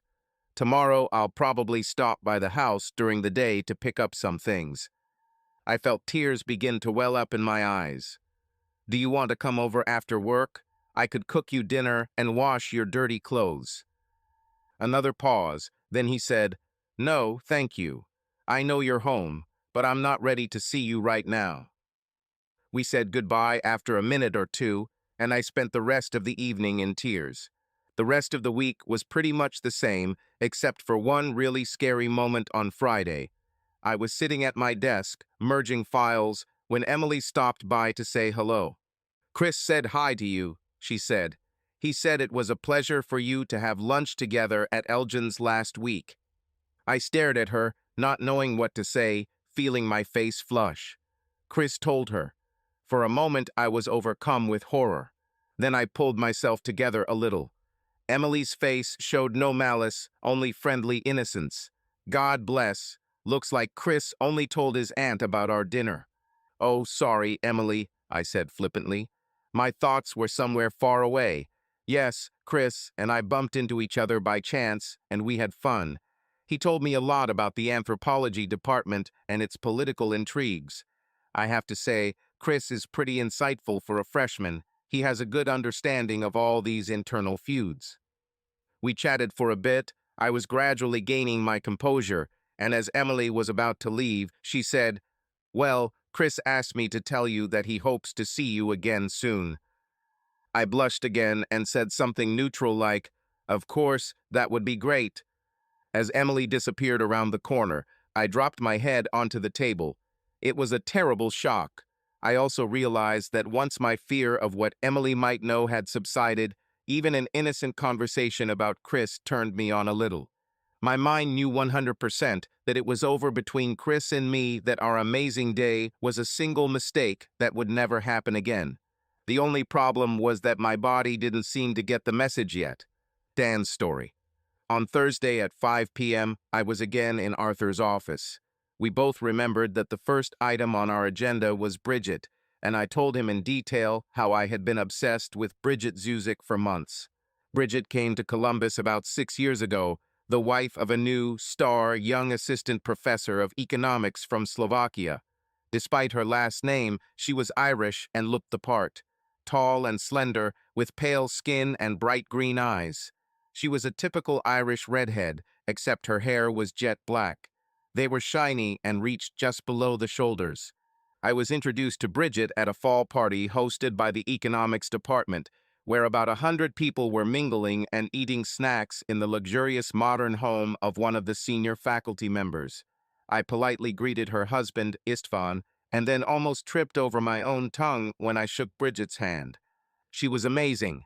There is no other word. Her pale skin, dazzling hair, hypnotic eyes, perfect figure in a black dress that was quite decent, but somehow seductive. And on top of all this, she was a flirt, a tease. I knew it within the first few seconds, by the way she held my hand a split second longer and said, "It's very nice to meet you," in that deep, melodic voice that seemed to drag on a little on the first word. I was almost 40 then, and she could hardly have been more than 28. I was definitely neither handsome nor an idol. Besides, she was the wife of a new professor, and I was simply part of the department's technical support. And despite all this, her greeting affected me as if she was saying, "I want you. Meet me in the garden in 10 minutes, and I will wear you to death." I spent the rest of the party in a fog. I managed to chat with other guests whom I had known for a long time, but whenever I could, I watched Bridget. I was absolutely fascinated by her, and it scared the living daylights out of me. Our 10-second acquaintance caused me to become very excited, and although it died down after a few minutes, every time I saw her or even thought about her, it threatened to flare up again. After a couple of hours of wondering what was wrong with me, I decided it was time for Ellen and I to leave. I barely spoke to her during the party, but I saw her happily chatting with our friends. I headed to the bedroom where the coats were folded to get ours before finding Ellen. When I opened the bedroom door, I froze, as did the two people in the room. One of them was Thomas McAllister, head of the economics department, a tall and handsome man of about 55. The second is Bridget Zuzik. They stood in each other's arms and kissed. When they turned to me, I saw that his hand was squeezing her left breast through her dress. Her hand was halfway in his fly. I froze for a moment, then muttered sorry and quickly walked out, closing the door behind me. The image of what I had just seen and what it meant was racing through my head. the head of the department and the wife of one of his young colleagues, and she had only recently moved to the city. Some of them were clearly very fast. I walked out the French doors into the living room, onto the back deck to cool down and compose myself. In addition to being shocked, I realized that it turned me on. Just meeting Bridget was enough to fill me with a desire that I hadn't felt in years. But seeing the way she held McAllister made me feel my own arousal in my pants. I probably stood there alone for about 10 minutes. Finally, deciding that they had probably already left the room, I was going to go back for my coat. But when I straightened up, I was surprised to see Bridget next to me with a smile reminiscent of the Mona Lisa. We both spoke at the same time. I said, "Sorry for barging in like that," and she said, "Sorry for embarrassing you." We both smiled in synchronicity, and then she spoke again.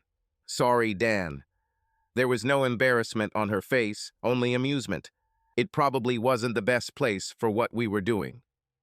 "I guess I should have knocked," I said, feeling myself blush. "But I never thought that anyone could be there." She took my arm and squeezed it, turning us both so that our backs were to the house and our faces to the garden.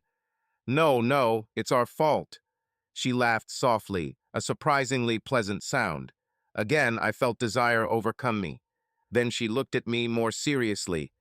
"Dan, tell me, have you even imagined for a minute what it would be like if you were in my place? Have you thought about it even a little?" And turning her body towards me, she gently kissed my ear, and her hand slid down and stroked me through my pants. "Oh yeah, I think you've really thought about it, haven't you, Dan?" She laughed her wonderful melodious laugh again, then left me and returned to the party in the living room.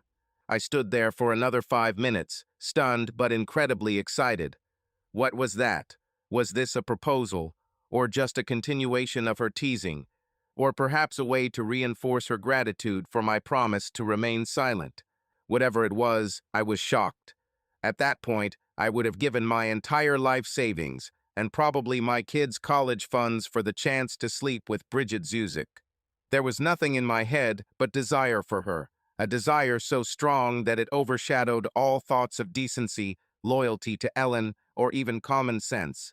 After another 5 minutes, when my excitement had subsided to the point where it could be hidden, I returned to the bedroom for my coat, found Ellen, thanked the owners, and quickly drove us home. Ellen and I were chatting about the party, but I could barely hear what we were saying. I paid the nanny, and then, without any ceremony, I pulled Ellen into the bedroom.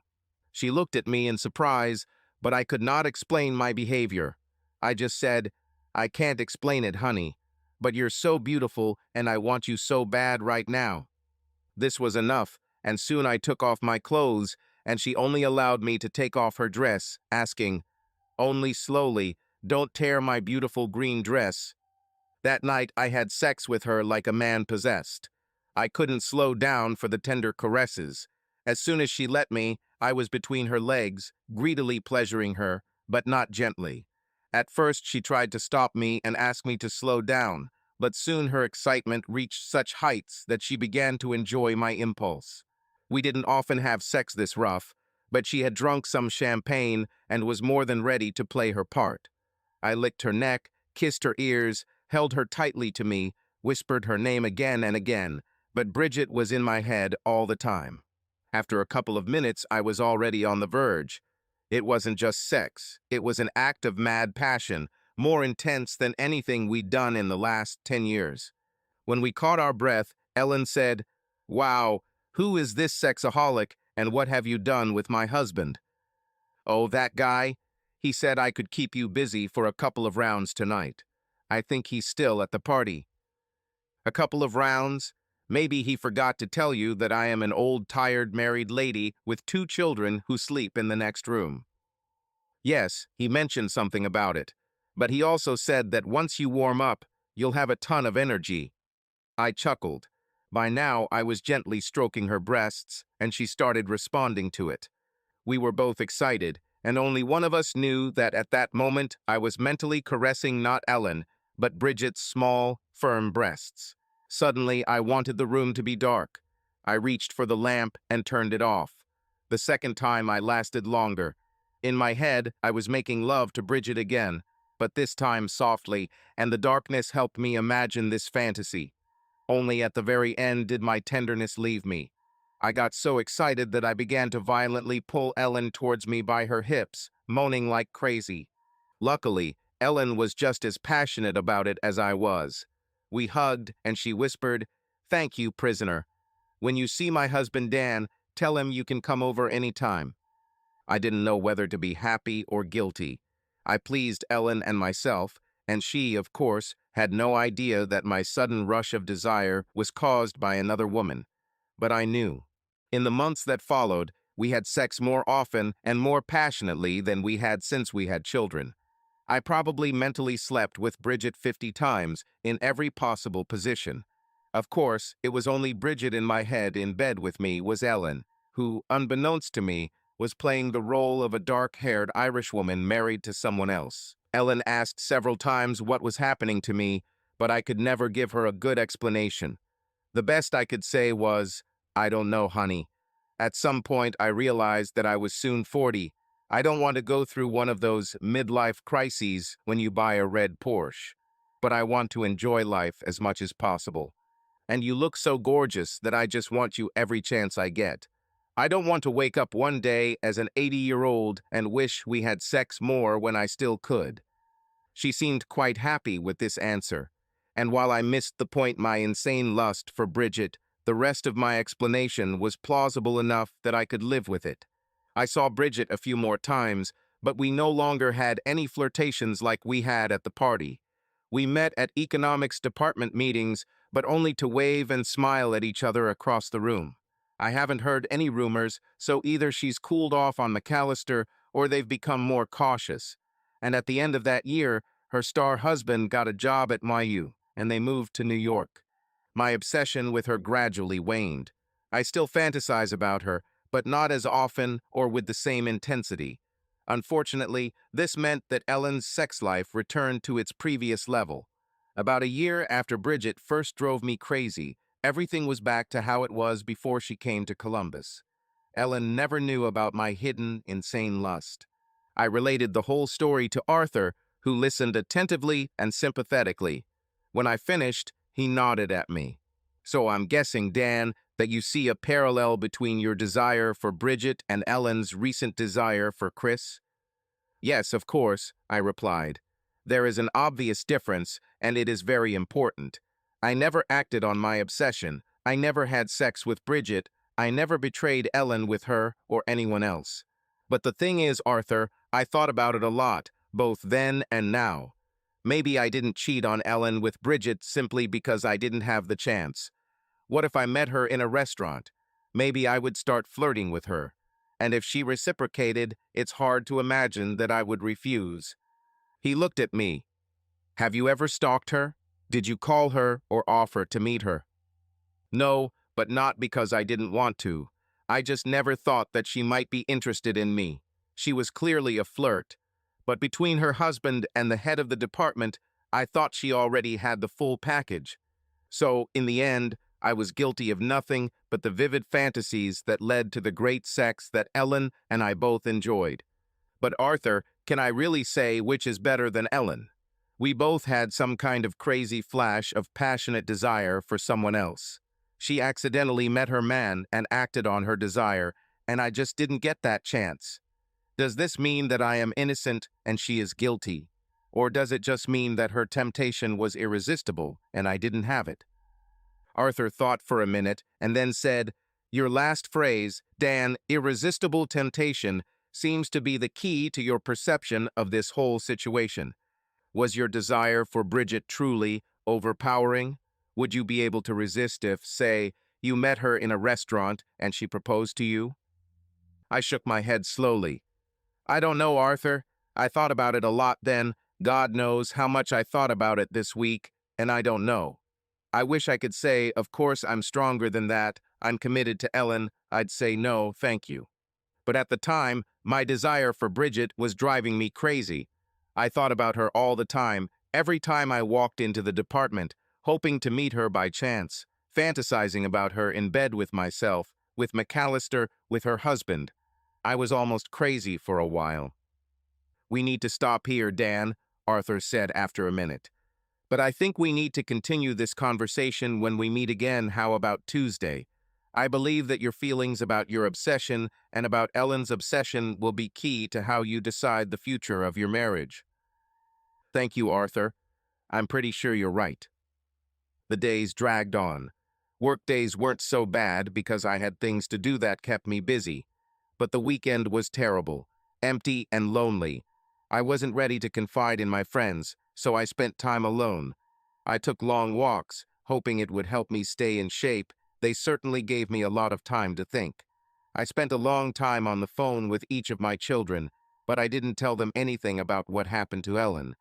Even went to the mall for a couple of hours, which I usually hate, just to kill time. Life got a little easier when Monday arrived. The worst times were at night when I lay in the dark wondering what my life would look like from now on. Will I be left alone?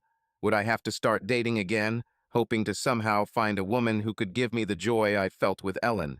Or maybe the nights weren't the worst.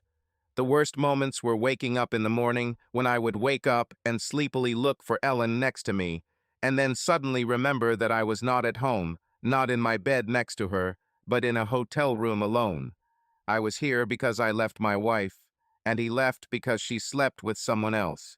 Arthur and I continued to meet twice a week.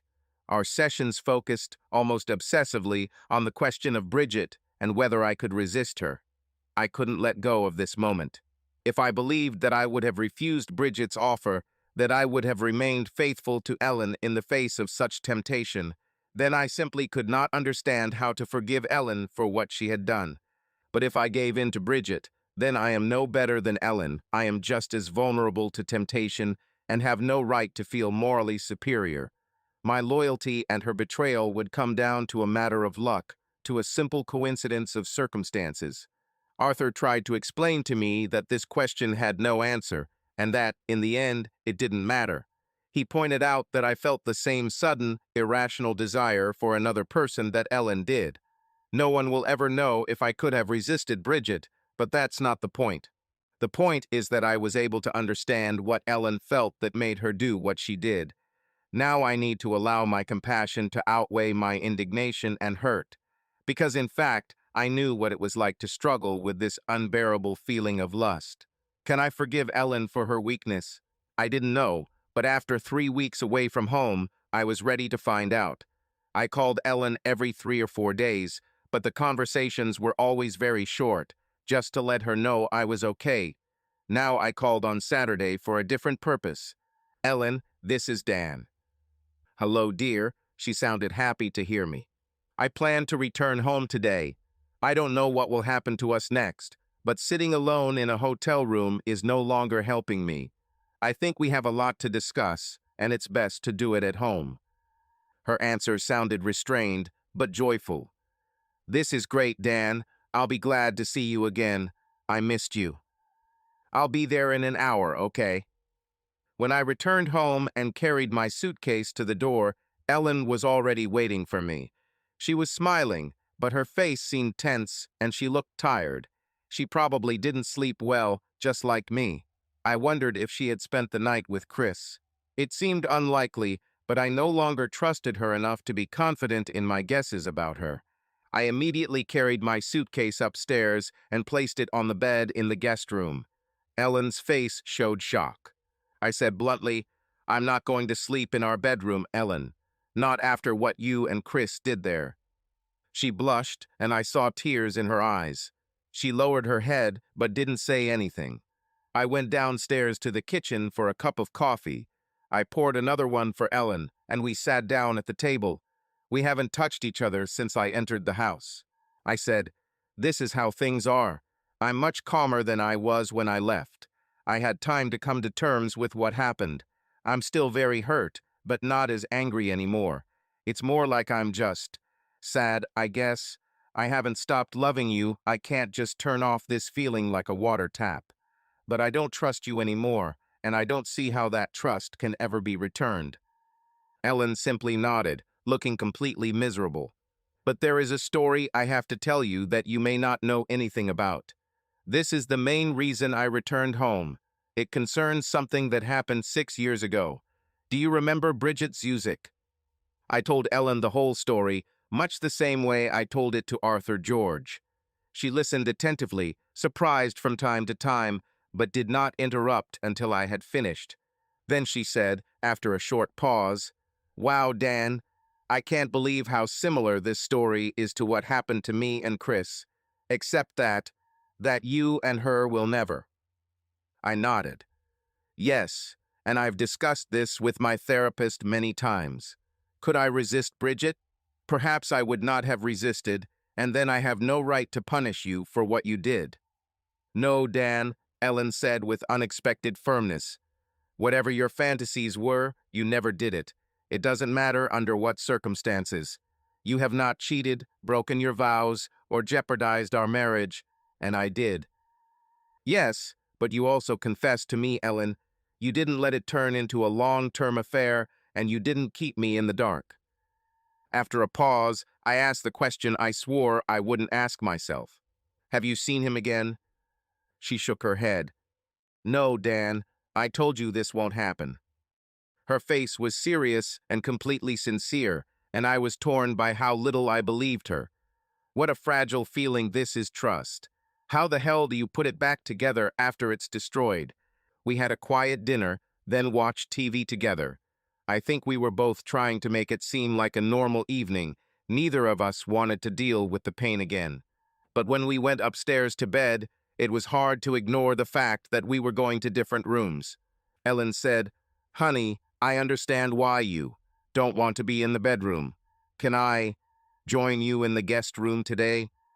I looked at her. I was expecting this question and was going to say no, but a different answer came out of my mouth. I am not ready to make love, Ellen, but if you wear a regular nightie, nothing sexy, I'd love to hug you before bed. She nodded with a shy smile and went into the bedroom. A few minutes later, after she had changed her clothes and brushed her teeth, I was lying in bed when she came into my arms, again looking very wary. I hugged her, and she snuggled gently against me, resting her head on my shoulder. I wasn't ready to talk. My emotions were too close to the surface. Without a word, I turned off the light. We lay quietly, listening to each other's breathing, and thank God, I soon fell asleep. It would be wonderful to say that since I returned home, my relationship with Ellen has only improved. But that wouldn't be true. We lived in a state of some kind of unstable semi-intimacy. There were some things where we enjoyed spending time with each other. At times, we would fall back into our old habits of having long conversations about all sorts of topics. We worked well together around the house, cooking, cleaning, sharing other responsibilities, just like before. But we never returned to sex life, not even to hugging and kissing. The only physical contact between us was in bed at night, when we would just hold each other. And a shadow seemed to hang over us, her betrayal with Chris. Neither of us wanted to discuss it, but the feelings associated with it never went away. I continued to see Arthur George. I had a plan to test Ellen, and he couldn't talk me out of it. "Dan," he said, "you have to understand that you won't get anywhere with this plan. If she fails your test, you will be convinced that you need a divorce. And if she passes it, it still won't rid you of all your fears. It just doesn't make sense." Part of me knew he was right, but I stubbornly refused to back down. I chose a morning when I knew Ellen would be at work to go home and check her email. Her computer at home was linked to the OSU system she used at work, so I could see all her incoming and outgoing emails. First, I checked to see if she had any contact with Chris since they spent that day in bed. I didn't find anything. I then decided to write to Chris myself, sending him a carefully crafted letter on behalf of Ellen. Here's what I wrote. "Dear Chris, I've thought about you a lot since we spent that day together. Could you come to my house this Thursday at 7 p.m.? Dan won't be home until 10, so we'll have plenty of time for the two of us. This may sound stupid, but please don't reply to this letter, just come if you can. And when you come, pretend that I never sent you this letter. I'd really appreciate it if you could just pretend you came by accident. Hope to see you on Thursday. With love, Ellen." When Thursday came, I called Ellen around 2 p.m. and told her that we had a serious problem with the server and I would have to work until 10 or 11. I told her to eat dinner without me, and I would find something for myself. When I returned, of course, there was no server repair. At 6:45 p.m., I was sitting in my car, parked 6 houses away, in a place where I could see when Chris would arrive and when he would leave. My test for Ellen was simple. She would either send Chris away or go back to bed with him. I assumed that if they just talked, he wouldn't stay with us for more than 30-40 minutes. If an hour passes, it will be obvious that things have gone wrong. As Arthur said, he thought the idea was completely useless, but I just couldn't let it go. So I sat listening to the radio in the car and thinking about what awaited me next in life. Chris arrived at 7:05 and headed straight to my house. I didn't see Ellen open the door, but a few moments later Chris walked inside and the door closed behind him.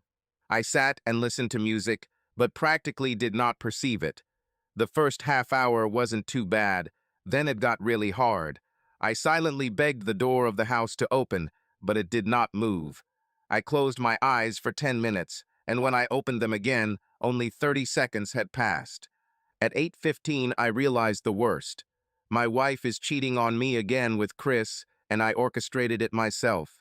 I wanted an answer, and my God, I got it. At 8:30, I realized I was crying. At 8:45, I couldn't take it anymore. Why am I even sitting here? I could walk in, find them in bed, and play the final scene of the destruction of our marriage. I started the car, but before I put it into drive, I saw Chris come out of my house to his car and drive away. I quickly drove to the house and burst inside, hoping to catch my guilty wife trying to clean up the evidence of the crime. When I entered the house, Ellen was sitting in the kitchen, fully dressed in the same clothes she wore to work. She looked at me in surprise and said, "Dan, are you done yet?" Then she noticed my face, wet with tears. I must have looked terrible, and exclaimed, "Darling, what's wrong with you?" I ignored her and looked around. There were 2 empty coffee cups on the table. I ran upstairs to the bedroom. The bed was neatly made. I tore the covers off her to check the sheets, but they were clean and even. I quickly checked all the other beds in the house, and the result was the same. I heard Ellen come upstairs and say, "Dan, what's going on?" I ignored her and ran to the bathroom, looking for signs that someone had taken a shower, but the shower was dry. I looked in the laundry basket, then in the closet and under the bed, looking for clothes that she might have taken off when they started making love, but I didn't find anything. Upset and confused, I fell on the bed. Ellen looked at me with concern in her eyes. "Dan, what the hell is going on?" I suddenly burst into tears. "I know Chris was here tonight, and I know you slept with him again." She looked at me straight and said, "Yes, Chris was here. But no, I didn't sleep with him, and I never will again, Dan." I couldn't stop crying. It felt like weeks of pain and feelings had finally burst through, and I couldn't control them. "Then what the hell were you doing in this house for almost 2 hours? Ellen sat next to me on the bed and hugged me quietly. Calmly, she said, "We were talking, Dan. Perhaps he came with the intention that we would make love again, but he did not touch me, and I did not touch him. We just sat in the kitchen, drank coffee, and talked. And now he's gone, and you need to tell me what the hell is going on. How did you know he was here?" "I organized it myself," I screamed. "I sent him a letter on your behalf, asking him to come today, and said that I would not be there until late evening. And I sat in the car down the street and watched him when he came and when he left. I thought that if you didn't sleep with him, he would leave in half an hour. But he stayed here for an hour and 45 minutes. I couldn't pull myself together. Damn it, Ellen, do you see what I've become? I'm sneaking around, playing stupid spy games with my own wife. A pathetic, deceived husband who is trying to catch his wife in the act." She didn't say anything, just held me tightly as I cried. When I calmed down, I sat up and looked at her. She was crying too. Her face was in tears. Suddenly, I couldn't stand being around her anymore. I couldn't stand her touch or her pitiful, loving expression. I abruptly pulled away from her and went into the guest room. I undressed, brushed my teeth, put on my boxers, and went to bed. The door didn't lock, but I closed it, letting Ellen know that I didn't want her around that night. I longed for sleep, but it did not come. More than an hour later, I was still in the dark, restless, and miserable. Then I heard Ellen quietly enter the room. I turned over on the bed without saying a word, so that if she lay down, my back would be to her. Ignoring this silent rejection, she carefully climbed into bed and pressed herself against me, pressing her breasts against my back, sliding her arm under mine and hugging my chest. She didn't say anything, thank God. I didn't want to hear a word she had to say. After a few minutes, just holding me, she began to caress me. Her lips touched the back of my head and neck again and again, and her hand gently slid over my chest, then lowered under my boxers. I really didn't know what to do. I wanted to reject her, but I didn't want to talk to her. Plus, it was nice. We didn't make love for over a month. It was the longest period of our lives without sex. Part of me hoped that I could silently reject her, simply by not reacting or being aroused by her touch. It worked for a while. She continued to press herself against me. Her hand gently and lovingly stroked me. Usually in such situations I would become excited within a minute, but I would remain completely lethargic. Great, I thought. To hell with you. I don't need your pathetic sex. But after a while, the pleasure of her hand on me, her kisses on my neck, and her delicious breasts caressing my back began to take their toll. I started to get excited. She purred contentedly in my ear while continuing to cuddle up to me. I was still completely confused. Her body, her lips, and her hand gave me pleasure, and I wanted more. But at the same time, I was angry and hurt, overcome by an irrational desire to reject her and hurt her. If I felt like she was seducing me out of her own sexual desire, that might be okay. But I couldn't shake the feeling that she was just trying to win me back, as if this was a way to make amends. Give the poor husband good sex, make him believe that I want him, and he will back down. I felt manipulated, and it made me much more angry than excited. Without a word, I abruptly pulled out of her embrace. I got out of bed and left the room. Without turning around, I went downstairs to the living room. I found a spare blanket in the closet and settled down on the couch for the night. I listened, hoping to hear what was happening above, but I heard nothing. No word from Ellen, no sobs. I lay there, unable to sleep, wondering if I had done the right thing. There was no answer. Ellen's story. Every time Dan called, I was hopeful. He might be ready to come home. But each time the conversations were equally brief, businesslike, and then he said goodbye. I didn't know what to do. I was patient and gave him time, but it didn't seem to help. After 3 weeks, he finally called and said he was coming home. I was delighted, and then she immediately got scared. Maybe he is returning not to make peace, but to discuss divorce. Or perhaps he was hoping that I would say and do the right thing to convince him to stay, and I didn't know what that was supposed to be. When Dan entered the house, I was shocked. He looked terrible, as if he had aged 20 years. He had huge circles under his eyes, and his shoulders were slumped. He looked old and broken. I thought I understood what he was going through, how much pain he was in, but seeing him like this, I realized that it was much worse than I could have imagined. In the first few days, I was full of hope that we could gradually return to our relationship. We didn't kiss, let alone make love, but at least Dan let me sleep in his arms in the guest bed. This gave me great comfort, but over time, it seemed that the situation was only getting worse. More tension, less communication. We were able to carry out daily duties together, but there was little to no casual joy in each other's company. I didn't know what to do. Dan seemed reluctant to discuss anything serious, and I figured that since he was seeing a therapist, my best course of action would be to be patient and loving, giving him time to process his feelings.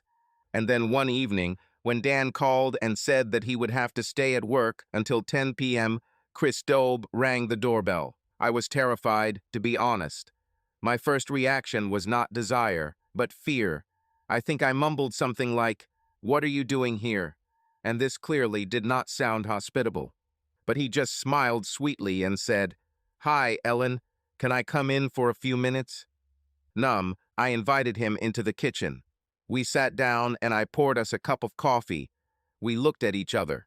More to keep Chris at a distance than for any other reason, I told him how Emily had nearly driven me crazy when she told me that Chris had said he liked our dinner. I turned it into a funny story, describing my panic and Emily's innocence, and soon Chris and I were laughing. This relieved the tension, thank God. Then Chris said, "I missed you, Ellen. The time we spent together was incredible. I have never experienced anything like this in my life. Of course, it's entirely up to you, but I'd love to be with you again." He looked at me seriously, but friendly, without flirting, and I appreciated it.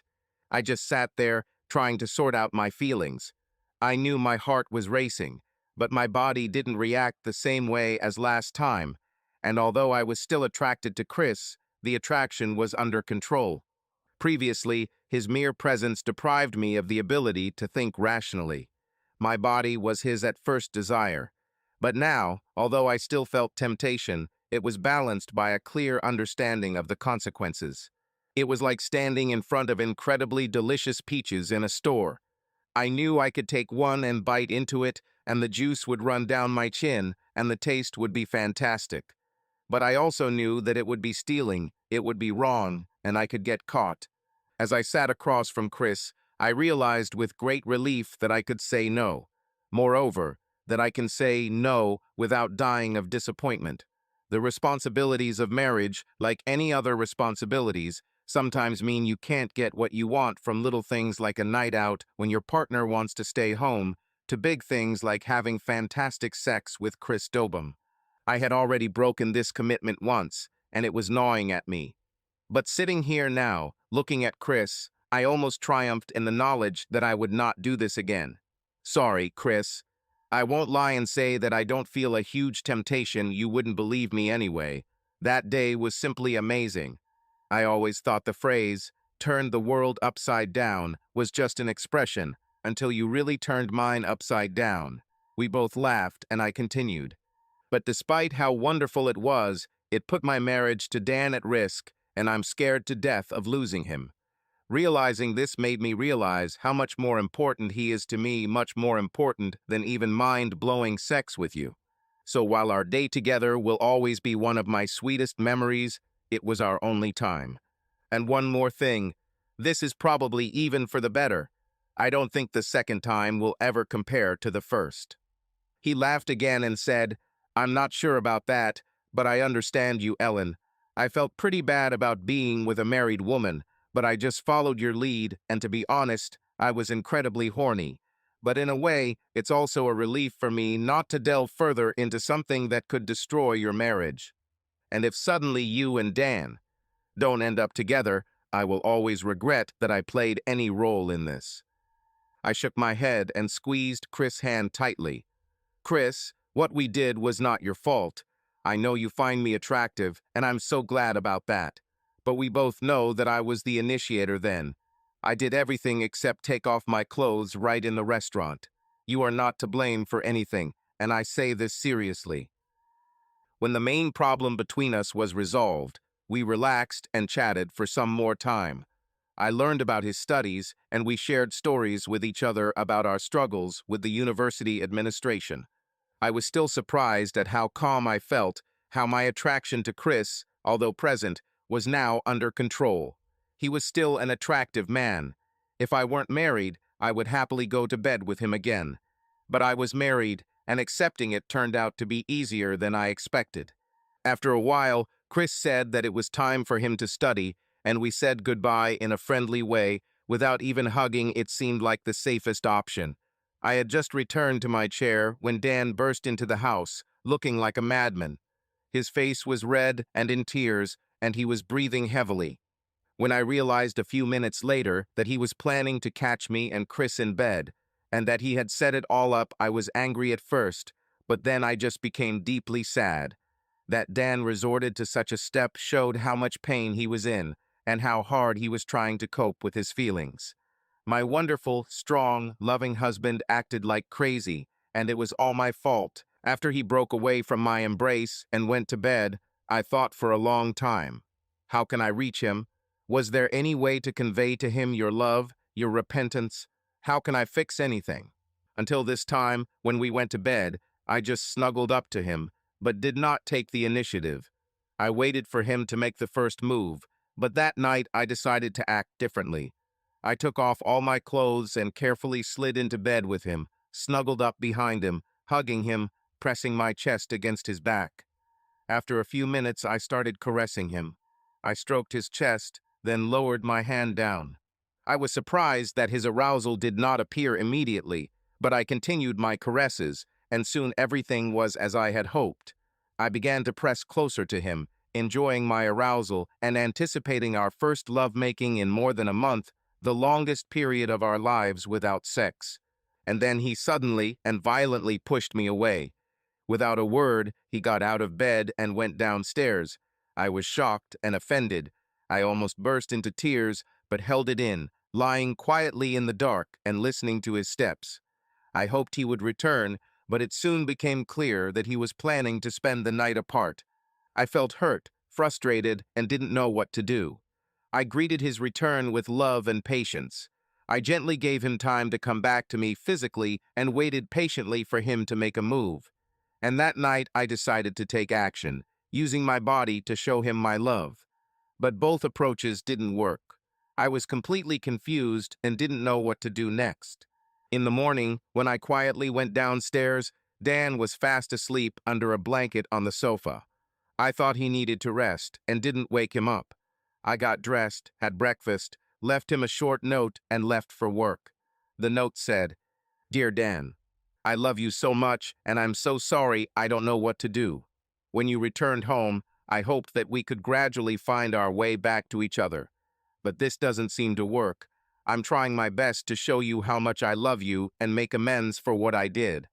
But it seems that we are not getting closer, but on the contrary, we are moving away. Would you consider letting me go with you to meet Arthur George? Do you think this could be useful? I don't want to interfere, it's all up to you. I'm just looking for any way I can to help solve our problems that are entirely my fault. Please let me know what you think. Your loving wife, Ellen." The weekend passed quietly. When I returned from work on Friday, Dan was still visibly unhappy, but calm. We didn't talk much, but he told me that he had come to George, and they agreed that I should come to the next session on Tuesday. Over the weekend, we were polite, but not warm. I didn't know how to approach Dan, and he seemed okay with us going about our daily chores and household duties almost in silence. I was desperately looking forward to Tuesday, hoping that our appointment with the therapist could set us on the right track. Arthur George, thank God, made me feel comfortable straight away.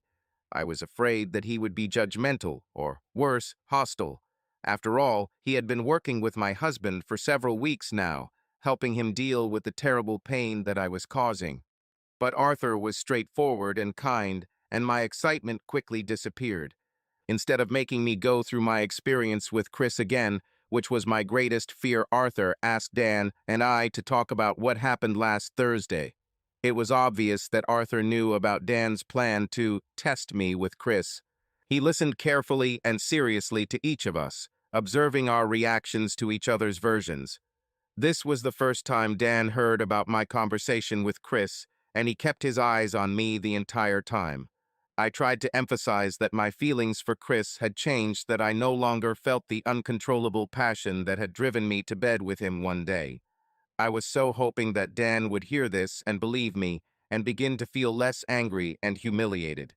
When we finished telling our versions of the events of that night, Arthur said, "I would like to focus on what happened that evening while you were in bed." "Fine. I'll ask each of you to try something.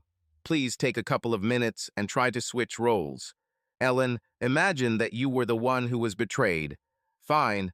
Imagine that Dan cheated on you with Bridget, that you were angry and hurt, and then he came up to you in bed that evening. Dan, I want you to imagine the same thing, that you cheated on Ellen with Bridget, that she is very hurt and angry, and so you approach her that night in bed. Each of you, just imagine for a minute, and then I will ask you to share your thoughts." I was amazed by the feelings that suddenly flared up in me. When we were both ready to talk, Arthur nodded to Dan to begin. I would feel like I really want to reassure Ellen that I still love her and want her. What I did hurt her so much. It hurt her pride and destroyed her confidence that I would only sleep with her. So me approaching her for sex was a way of telling her that I really wanted her and loved her, and it was a small first step toward restoring her faith in that. Okay, Ellen, can you tell us how you would feel if the situation was reversed and Dan approached you? I looked straight at Arthur. I felt, this bastard. The rage I was experiencing suddenly flared up, and I continued. That son of a bitch had a hot night with Bridget, and he knows how depressed I am. So he climbs into bed and touches me, and I have to get horny and let him have sex with me to make myself feel better.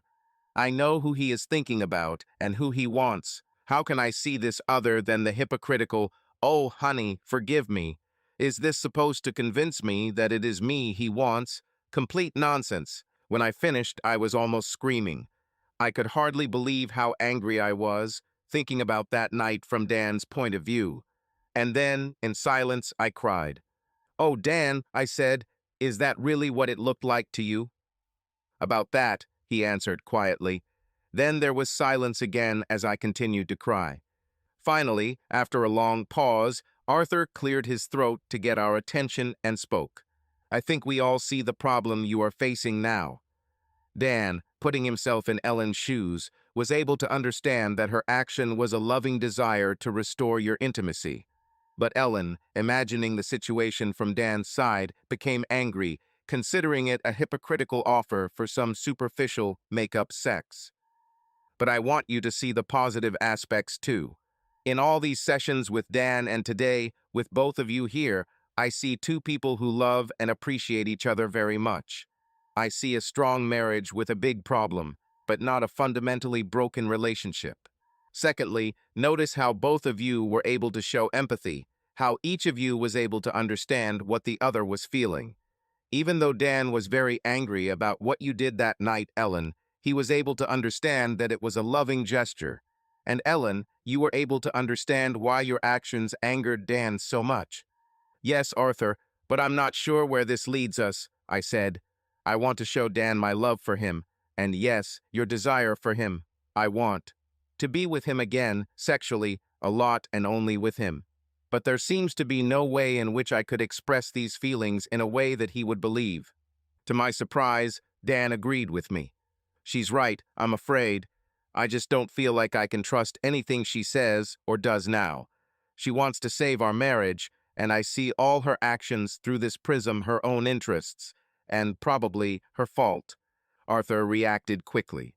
But Dan, the fact that Ellen wants to save your marriage, doesn't that in itself mean something?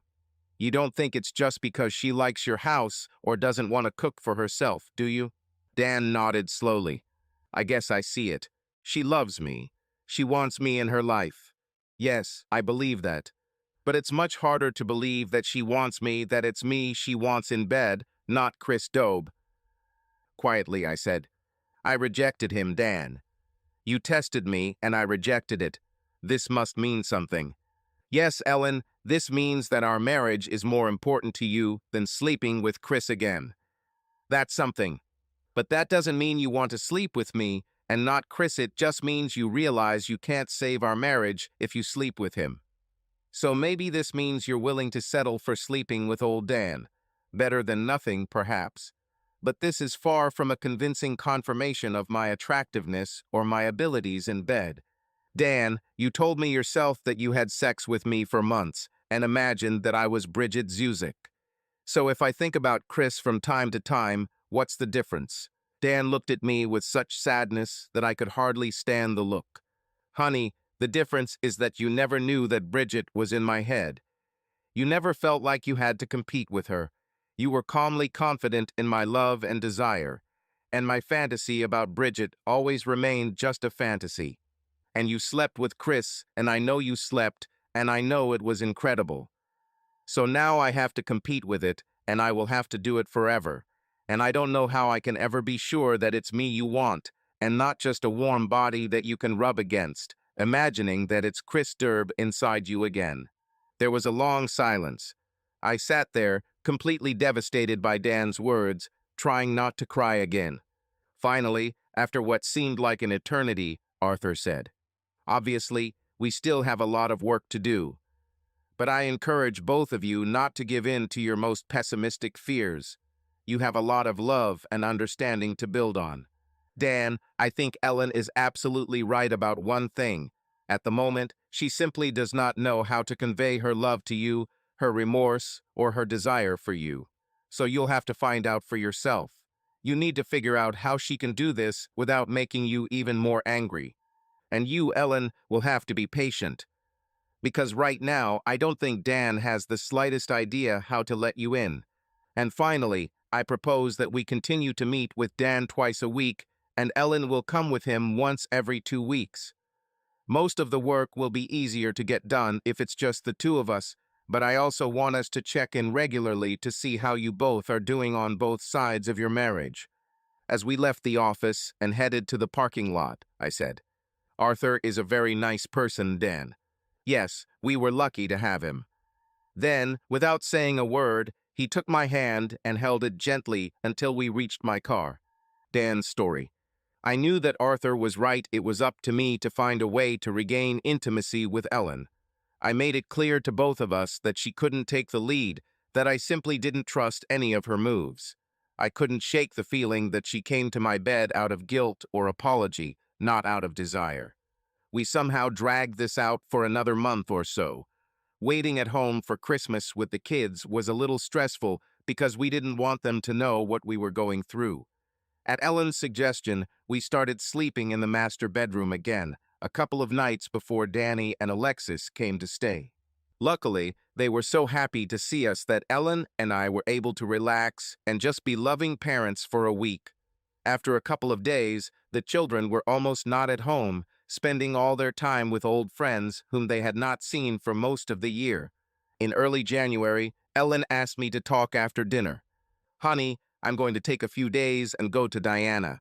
It's not a very busy time at work, and they won't mind if I'm gone." I nodded, just looking at her. I understood that this meant more than just a visit. Finally, she continued, "I just don't know how to get through to you, Dan. We live in this house, we are polite and kind to each other, we go to Arthur's together. But we are stuck. You know I love you, and you should know that I want you too. I want to make love to you again, but neither of us knows how. Arthur continues to say that it must come from you, but it doesn't come." Suddenly, I felt cold and slightly angry. "Does this mean you want to break up, Ellen? Are you saying you're leaving?" My voice sounded harsher than I intended, and I saw her eyes widen in surprise. "No, Dan." She reached across the table and gently took my hand. "Nothing like that. I'm in this with you until the end, until the day you kick my cheating ass out of your life." She tried to smile, albeit sadly. "I just thought that a short break for a few days might be good for both of us. It would clear things up a little. And I haven't seen Diana and her children for so long, but I want to spoil them a little." I relaxed. I understood what Ellen meant. "Okay, honey. When are you going to leave? I'll take a couple of hours off to take you to the airport." My week without Ellen was calm and contemplative. I missed her and noticed that I often talked to her in my head. Her absence allowed me to more fully appreciate all the good things in our relationship and suffer less from our sexual impasse. I found myself mentally asking her all sorts of strange and random questions that I wanted to discuss with her when she returned. A few days later, Ellen called and confirmed that her return would be on Thursday afternoon around 3 o'clock. I had an appointment that I couldn't cancel, so she was going to take a taxi home. But when I turned into the driveway around 5:30 p.m., there were no lights on in the house. Instead, I saw Ellen lying at the foot of the stairs on the street in her warm coat, with her suitcases nearby. I ran to her. She was unconscious, her skin was cold and damp. I quickly opened the door, then came back, picked her up, and carefully carried her inside and straight to our bedroom. She moaned slightly and began to come to her senses as I laid her on the bed and covered her with several blankets. Then I ran to the kitchen to boil the kettle. A few minutes later, her suitcases were already in the house, and I was sitting next to her with 2 cups of hot tea. Ellen woke up and tried to smile at me, but she was very cold. Dan, I probably fell. I don't remember well, she said. SHH, I said, lying down next to her and hugging her to warm her up. I purred softly into her hair, trying to calm her down as she gradually warmed up. When the shaking subsided a little, I sat down and gave her tea, making sure she drank it in small sips. There was a small drop of blood on the right side of her forehead. When I carefully felt the area, I discovered a large, painful lump. While Ellen was drinking her tea, I brought a small ice pack and gently placed it on her head, holding her close to me again. She returned to herself a little more, and I began to relax a little. I realized that my heart was pounding from tension for an hour. Thank you, Dan. Tea and blankets are what you need. I still don't remember completely, but I think I slipped on the steps and hit my head. Lord, how long did I lie there? The taxi left me a little before 5. What time did you come home? I realized she must have been there for about half an hour in January in Columbus, Ohio. Thank God I didn't stay late at work. Honey, how about a hot bath? You're not shaking as much anymore, but I'm sure you're still cold. She nodded, smiling. Thank you for being so caring, Dan. I really missed you, you know. I had a wonderful visit with Diana and her family, but I really wanted to come back here to you. When the bath was ready, I carefully lifted Ellen from the blankets and began to undress her. I even enjoyed watching her undress while I took off her clothes. But when I took off her socks, I was overcome with horror. Her right ankle was purple and very swollen. It was obviously badly stretched, if not broken. Not wanting Ellen to stand on her, I carefully carried her straight into the tub and gently lowered her into the water, lifting her sore leg onto the edge of the tub. She sighed happily, settling into the hot water. Good it is, Dan. Thank you. How bad does your ankle hurt? Can you move your foot? She slowly rotated her foot, wincing. It hurts a lot, but it doesn't seem to be broken. Everything seems to work. I can move my fingers. I came back with another ice pack. When I returned, I secured it to her ankle with a bandage and then placed another ice pack on her head. That's it, I said. Does it still hurt anywhere, or are there any bruises? She laughed. No, it seems that's all, except my ego took a bit of a beating. I'm not so old that I can't climb my own steps. While Ellen was relaxing in the bathtub, I called our doctor and described her injuries. After making sure she was awake and fully conscious, he said there was little chance of a concussion. He agreed that the ankle was probably just sprained and said I could bring it in for a checkup the next morning. He reminded me of what I already knew. Ice, keep my leg elevated, ibuprofen every 5-6 hours, no weight bearing on my leg for at least 3 days, and no alcohol. I quickly made the chicken salad, made the soup, and brought the food upstairs to our bedroom. By that time, Ellen was already ready to get out of the bath. The cold had long gone. I made her sit on the toilet while I dried her legs and feet, and then she leaned on my shoulder, standing on her good leg, while I dried her body. You literally seduce me with your gentle touches, Dan, she said with a smile. I smiled back and continued my pleasant activity. Somehow, caring for her, knowing that she needed me, I felt that desire for her had awakened again. It was the longest I'd seen her naked in months since she slept with Chris, and her body was magnificent, round, feminine. She sighed as I dried her breasts, and I had to stop myself from throwing away the towel and just starting to fondle her. I carried Ellen back to bed, helped her into her nightgown, laid her down on the pillows, and again applied ice packs to her ankle and forehead. Then I placed a tray of food in front of her. We sat and ate together. She told me about Diana and her husband, about what was happening with their children. I shared recent minor disasters at work, and we talked about the new economics department chair, who, fortunately, understood that my budget requests were for technology, not for my office setup. When we finished eating, Ellen looked a little sleepy, so I put away the dishes and turned off the light. Sorry, honey, she said. I want to stay and be with you, but I'm just passing out. It's okay, honey, I replied. You had a nasty fall, lay on the street, and I'm sure your body needs rest. See you in the morning." I headed towards the door. "Dan," she called with concern in her voice. "You're not going to sleep in another room tonight, are you?" I had actually planned to sleep in the guest room so I wouldn't accidentally roll onto her bad ankle in my sleep. But I heard concern in her voice, and so I answered, "No, honey, I'll be back a little later and we'll be here all night." I walked up, kissed her tenderly, covered her with a blanket, and left the room. As I cleaned the kitchen and loaded the dishwasher, I thought about what was happening to me. At first, of course, I was very worried about Ellen.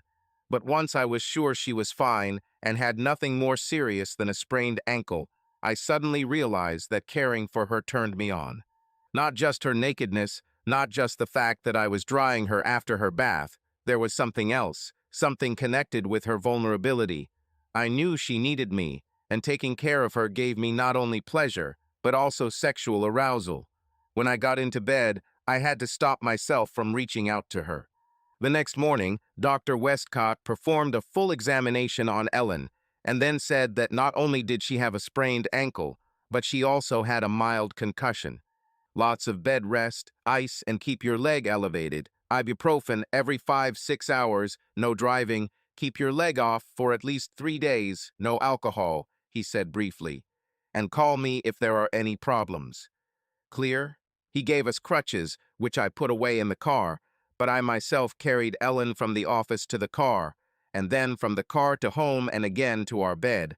2 hours outside the house completely exhausted her, and she slept almost all day, waking up only for dinner. I became a nurse for the weekend, or at least a home assistant. I cooked all of Ellen's meals, helped her get to the bathroom or shower, and kept a constant supply of ice and ibuprofen. Mostly, I liked it. I enjoyed being helpful and caring for her, and I enjoyed our time together. As her concussion subsided and she became more like herself, we had many hours to just talk and laugh like we used to do so many years ago. There was only one thing I didn't like. I often touched Ellen, saw her naked, and it turned me on. This was something new. I hadn't felt any sexual desire since I found out about Ellen and Chris. I didn't even satisfy myself, I just didn't have sexual feelings. But now they were back, and for some reason it made me angry. By Monday, Ellen was able to return to work, although I had to drive her around and help her in and out of the car. She moved quite well with crutches. In my session with Arthur on Tuesday, I told him about her fall and how I had been caring for her all weekend. I then told him about my sexual arousal and how angry it made me. When I looked at Arthur, there was a half smile on his face, which for Arthur was the same as if someone else laughed out loud. "What?" I asked, a little irritated. "Is it so funny that I was turned on by seeing my wife naked and holding her in my arms?" "No, Dan, it's not funny," he answered calmly. "Actually, this is great news. But I can't help but laugh a little that your reaction to these feelings is one of anger rather than pleasure." I thought for a minute, and then I laughed too. "I think I understand what you mean." He asked why I thought I felt angry, and that puzzled me. I think it makes me feel vulnerable. Until now, I had love to Ellen, and this gave me a sense of control, as if it was important to be able to resist her, as if wanting sex meant I was giving up on something. He nodded. "Surrender to what, do you think? I suppose I'll give up my wounded pride. Every day when I'm not having sex with Ellen, it's like I'm telling her, 'See how wounded I am still. Do you see what you did to me?' Now that I say it out loud, it seems pretty stupid. Cut off your nose to spite your face." Arthur listened silently, giving me time to think about everything. "And one more thing," I finally continued. "I still don't trust her sexually. I'm afraid that she will pretend to be excited and passionate about me just to please me, to stroke my ego. And just the thought of it just pisses me off. It makes me want to become a monk and never touch her again." After a long pause, Arthur said, "Well, Dan, there can be many reasons for sex. It's perfectly fine to have sex just for your own pleasure, to satisfy your own desires, as long as you don't force Ellen to do something she doesn't want to do. There's no need to think of sex as a test where Ellen will rate you on how much you turn her on or how much she wants you. We talked about it some more, and Arthur's words stayed in my head as I left his office and followed Ellen to work. She immediately noticed that I was puzzled by something, and we didn't talk on the way home. When I carried her into the house, she probably expected us to go to the kitchen to prepare dinner. But instead, I went straight to the bedroom, where I carefully set her down on the floor, hugged her, and kissed her. It was our longest kiss in 3 months. Ellen, I want to make love right now. Do you agree? She smiled widely. Oh, honey, Wait, I interrupted. I don't want to talk, I just want to do it. I won't hurt you, but it will for me. Fine? Her smile faded, replaced by uncertainty, but she nodded. I quickly turned on the heater in the bedroom to create a cozy atmosphere, took off my clothes, then slowly began to undress Ellen. I touched and stroked her body, removing every piece of clothing, and she stood there, allowing me to enjoy her body. When she lay down completely naked on the bed, I was very excited. There was still some anger in me. I was still angry that I wanted her, but I decided to ignore it. I pulled her towards me and kissed her deeply, running my tongue into her mouth. She answered me, and we lay pressed against each other, my hands sliding over her body. I couldn't get enough of her body. It was like I'd never seen or touched her before. I stroked her arms and shoulders, her hips, her buttocks, and then gently laid her on her back and concentrated on her breasts. Ellen lay quietly, understanding that I wanted her to be passive, but her breathing indicated that she, too, was beginning to get excited. When I finished caressing her, I had rough sex with her. My mind was torn between excitement and anger. The image of Chris Dobe kept popping up in my head, how he was here, in this bed, how he was inside Ellen, just recently. But this did not weaken my arousal, on the contrary. It angered me and made me strive even more for my own pleasure. Something like, to hell with you, Chris, and to hell with you, Ellen, now it's my turn. When all the energy and tension left me, I didn't want to crush her with my weight, so I hugged her tightly to me and turned over on my side. I held her head on my shoulder, feeling her warm body pressed against me, listening to our breathing gradually slow down. I still didn't want her to talk, but after a few minutes, she raised her head and smiled at me, her eyes shining. Baby, it was so, she began. No. I interrupted her sharply, suddenly feeling angry. I don't care how it was for you. It wasn't about you, it was about me. You are my wife, and I have the right to have sex with you as I please. I know I can't do what Chris did, and I don't care, I'm the one you married, and I'm the only one you'll sleep with now. I tried to pull away from her and get out of bed, but she hugged me tightly. And suddenly I started crying, clinging to her, burying my face in her shoulder like a child.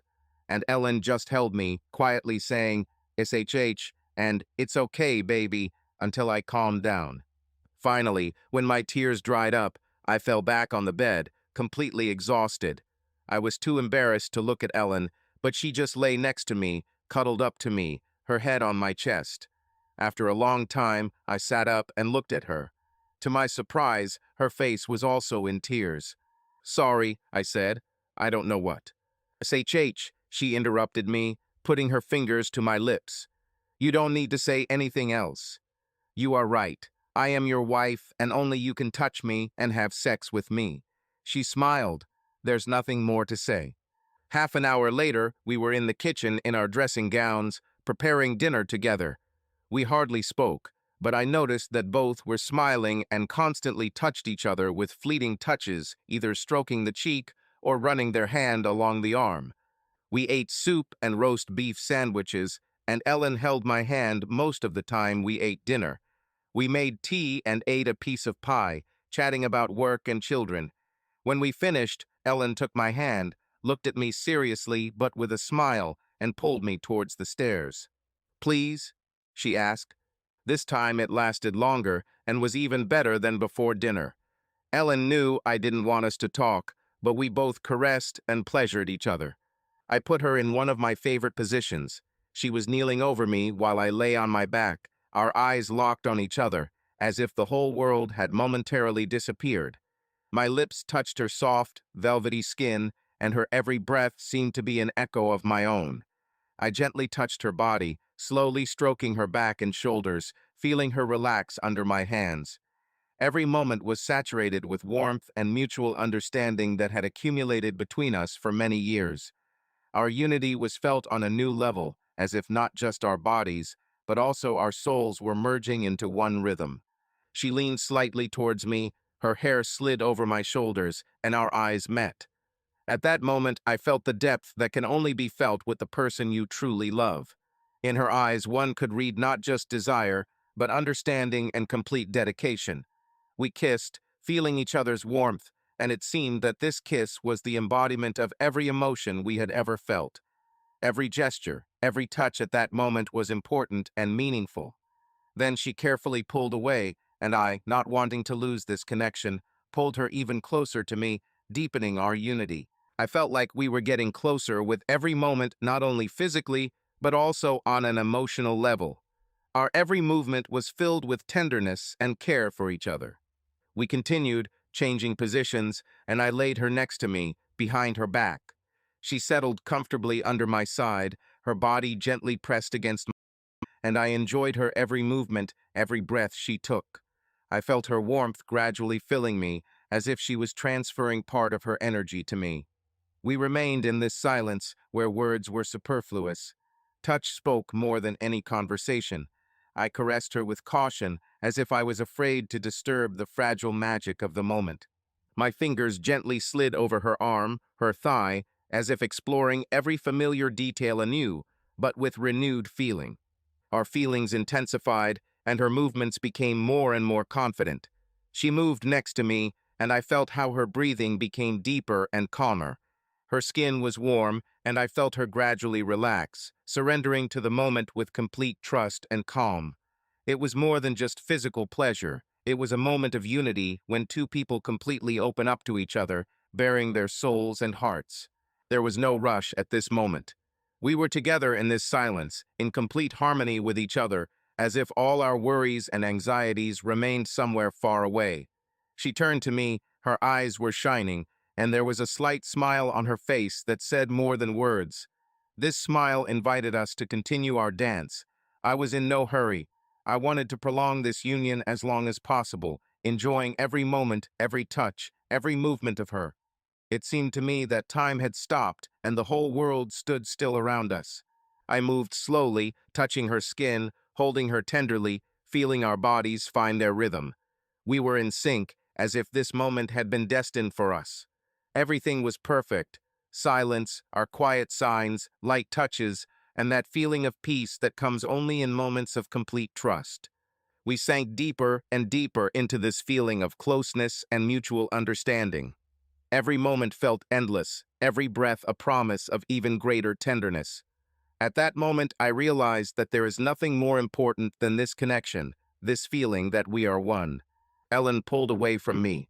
At first, I didn't understand why, but then she turned to me. Her face was rosy and beaming with happiness. I was afraid that she would talk, but she just came closer and started kissing me passionately. She kissed my lips deeply, then kissed my cheeks, my eyes, my forehead. She pressed my head to her lips and whispered, thank you," into my ears, gently running his fingers through my hair and stroking the back of my head. Then she returned to my lips and we kissed for a long time. Finally, without another word, we turned off the light and fell asleep. Ellen's story. Thank God I hit my head, because after that first night of incredible sex, everything changed. I would like to say that everything went smoothly after that, but that would not be true. There were good days and bad, good times and not so good ones. On good days, we were so happy. I'd make Dan a particularly delicious breakfast, and then he'd take me upstairs to make love, and we'd both be late for work. Or he would show up at my office at noon with a picnic basket, and we would sit in the lobby of the university library while we ate. We started talking more again, like the good old days. Dan might ask, "Can you explain to me what the Paris Hilton phenomenon is? Why is this even interesting to anyone?" And we would laugh and discuss it for a while. Or I'd ask him why the same people who complain about high gas prices continue to buy subs that get 8 mpg. In other words, we returned to our conversations on any topic that we could talk about for hours. One night, he decided to make fun of me a little. We went to bed early and started making love. Dan started kissing me down there and had no intention of stopping. He teased me skillfully, playing with my feelings, bringing me to pleasure, and then pausing to prolong the moment. His gentle touches and kisses were like a dance, moving from one movement to the next with perfect synchronicity. Each time the tension increased, he retreated, allowing me to cool down a little, and then returned again, increasing my desire. This went on for a long time until I couldn't hold it in anymore. The sensations overwhelmed me, and I was completely lost in the moment, experiencing an incredible feeling of liberation and pleasure. About 3 weeks after we started making love again, I plucked up the courage to ask Dan the question over dinner. "Honey, will it be okay if I start first?" "You mean in bed?" he asked. I nodded. "Do you remember that Arthur said that I would have to wait, that it would be up to you when I could show you how much I want you? Now that everything is so good with us, I feel it even more strongly." "Go on," he said. "Dan, there have been so many moments over the past couple of weeks when I've been dying to make love to you. For example, yesterday morning in the shower, I was lying in bed and madly wanted to go to you, but I was afraid." He thought for a minute and then said, "It seems like things are really different now. I no longer feel that you can pretend or that this is due to guilt or pity, at least not that much. Try it next time you feel the urge, Ellen. And if it bothers me, I promise to say it gently. No more pushing away or suddenly jumping out of bed." Dan was silent for a moment and then added, "Can I tell you something else? That night when I actually jumped out of bed, I was still too angry and hurt then, but I want you to know that what you did was very sexy. I'd like you to try again someday." I smiled, remembering that moment. I went to bed without a nightgown and pressed myself against him from behind, caressing him, rubbing my breasts against his back. This also turned me on very much then, until the moment he rejected me. "I'll be happy to do it again," I said. "Are you busy in about 20 minutes, as soon as I finish with the dishes?" "You wash, I wipe," Dan answered with a smile. But as I said, there were also bad days. I came home one Thursday to find him sitting in a chair in the living room with a bottle of beer, his face cold and distant. Somehow, I immediately realized that there was no need to say anything. I knew what was going on. I sat on the floor next to his chair and hugged his legs, resting my head on his thigh. We sat in silence for a while. Finally, he spoke. "I think I'm getting better, I guess. Something stupid happened today. Harold told a dirty joke about a grown woman and a young guy, and it made me think about you and Chris again." I didn't answer. I just hugged his legs tighter and stayed there. A few minutes later, he said, "Okay, enough about that. How about dinner?" And the moment passed. But there was a worse case. We had sex, vigorously, both very excited. And suddenly, he stopped abruptly. My eyes immediately opened in surprise, and I saw an expression of pain on his face. "What happened, dear?" I asked before I could stop myself. He simply winced, shook his head, and rolled over onto his back, pulling away. Several minutes passed before he spoke. "You sounded like you were really enjoying it, like you were really excited, Ellen." This really turned me on, and then I suddenly thought, did you really sound like that to Chris? And maybe he turned you on as much as I did. Could sex with me ever be as good as with him? He fell silent, and I didn't know whether to say anything. It seemed to me that at that moment, it was easy to make a mistake that would ruin everything. Sex with you is amazing, Dan.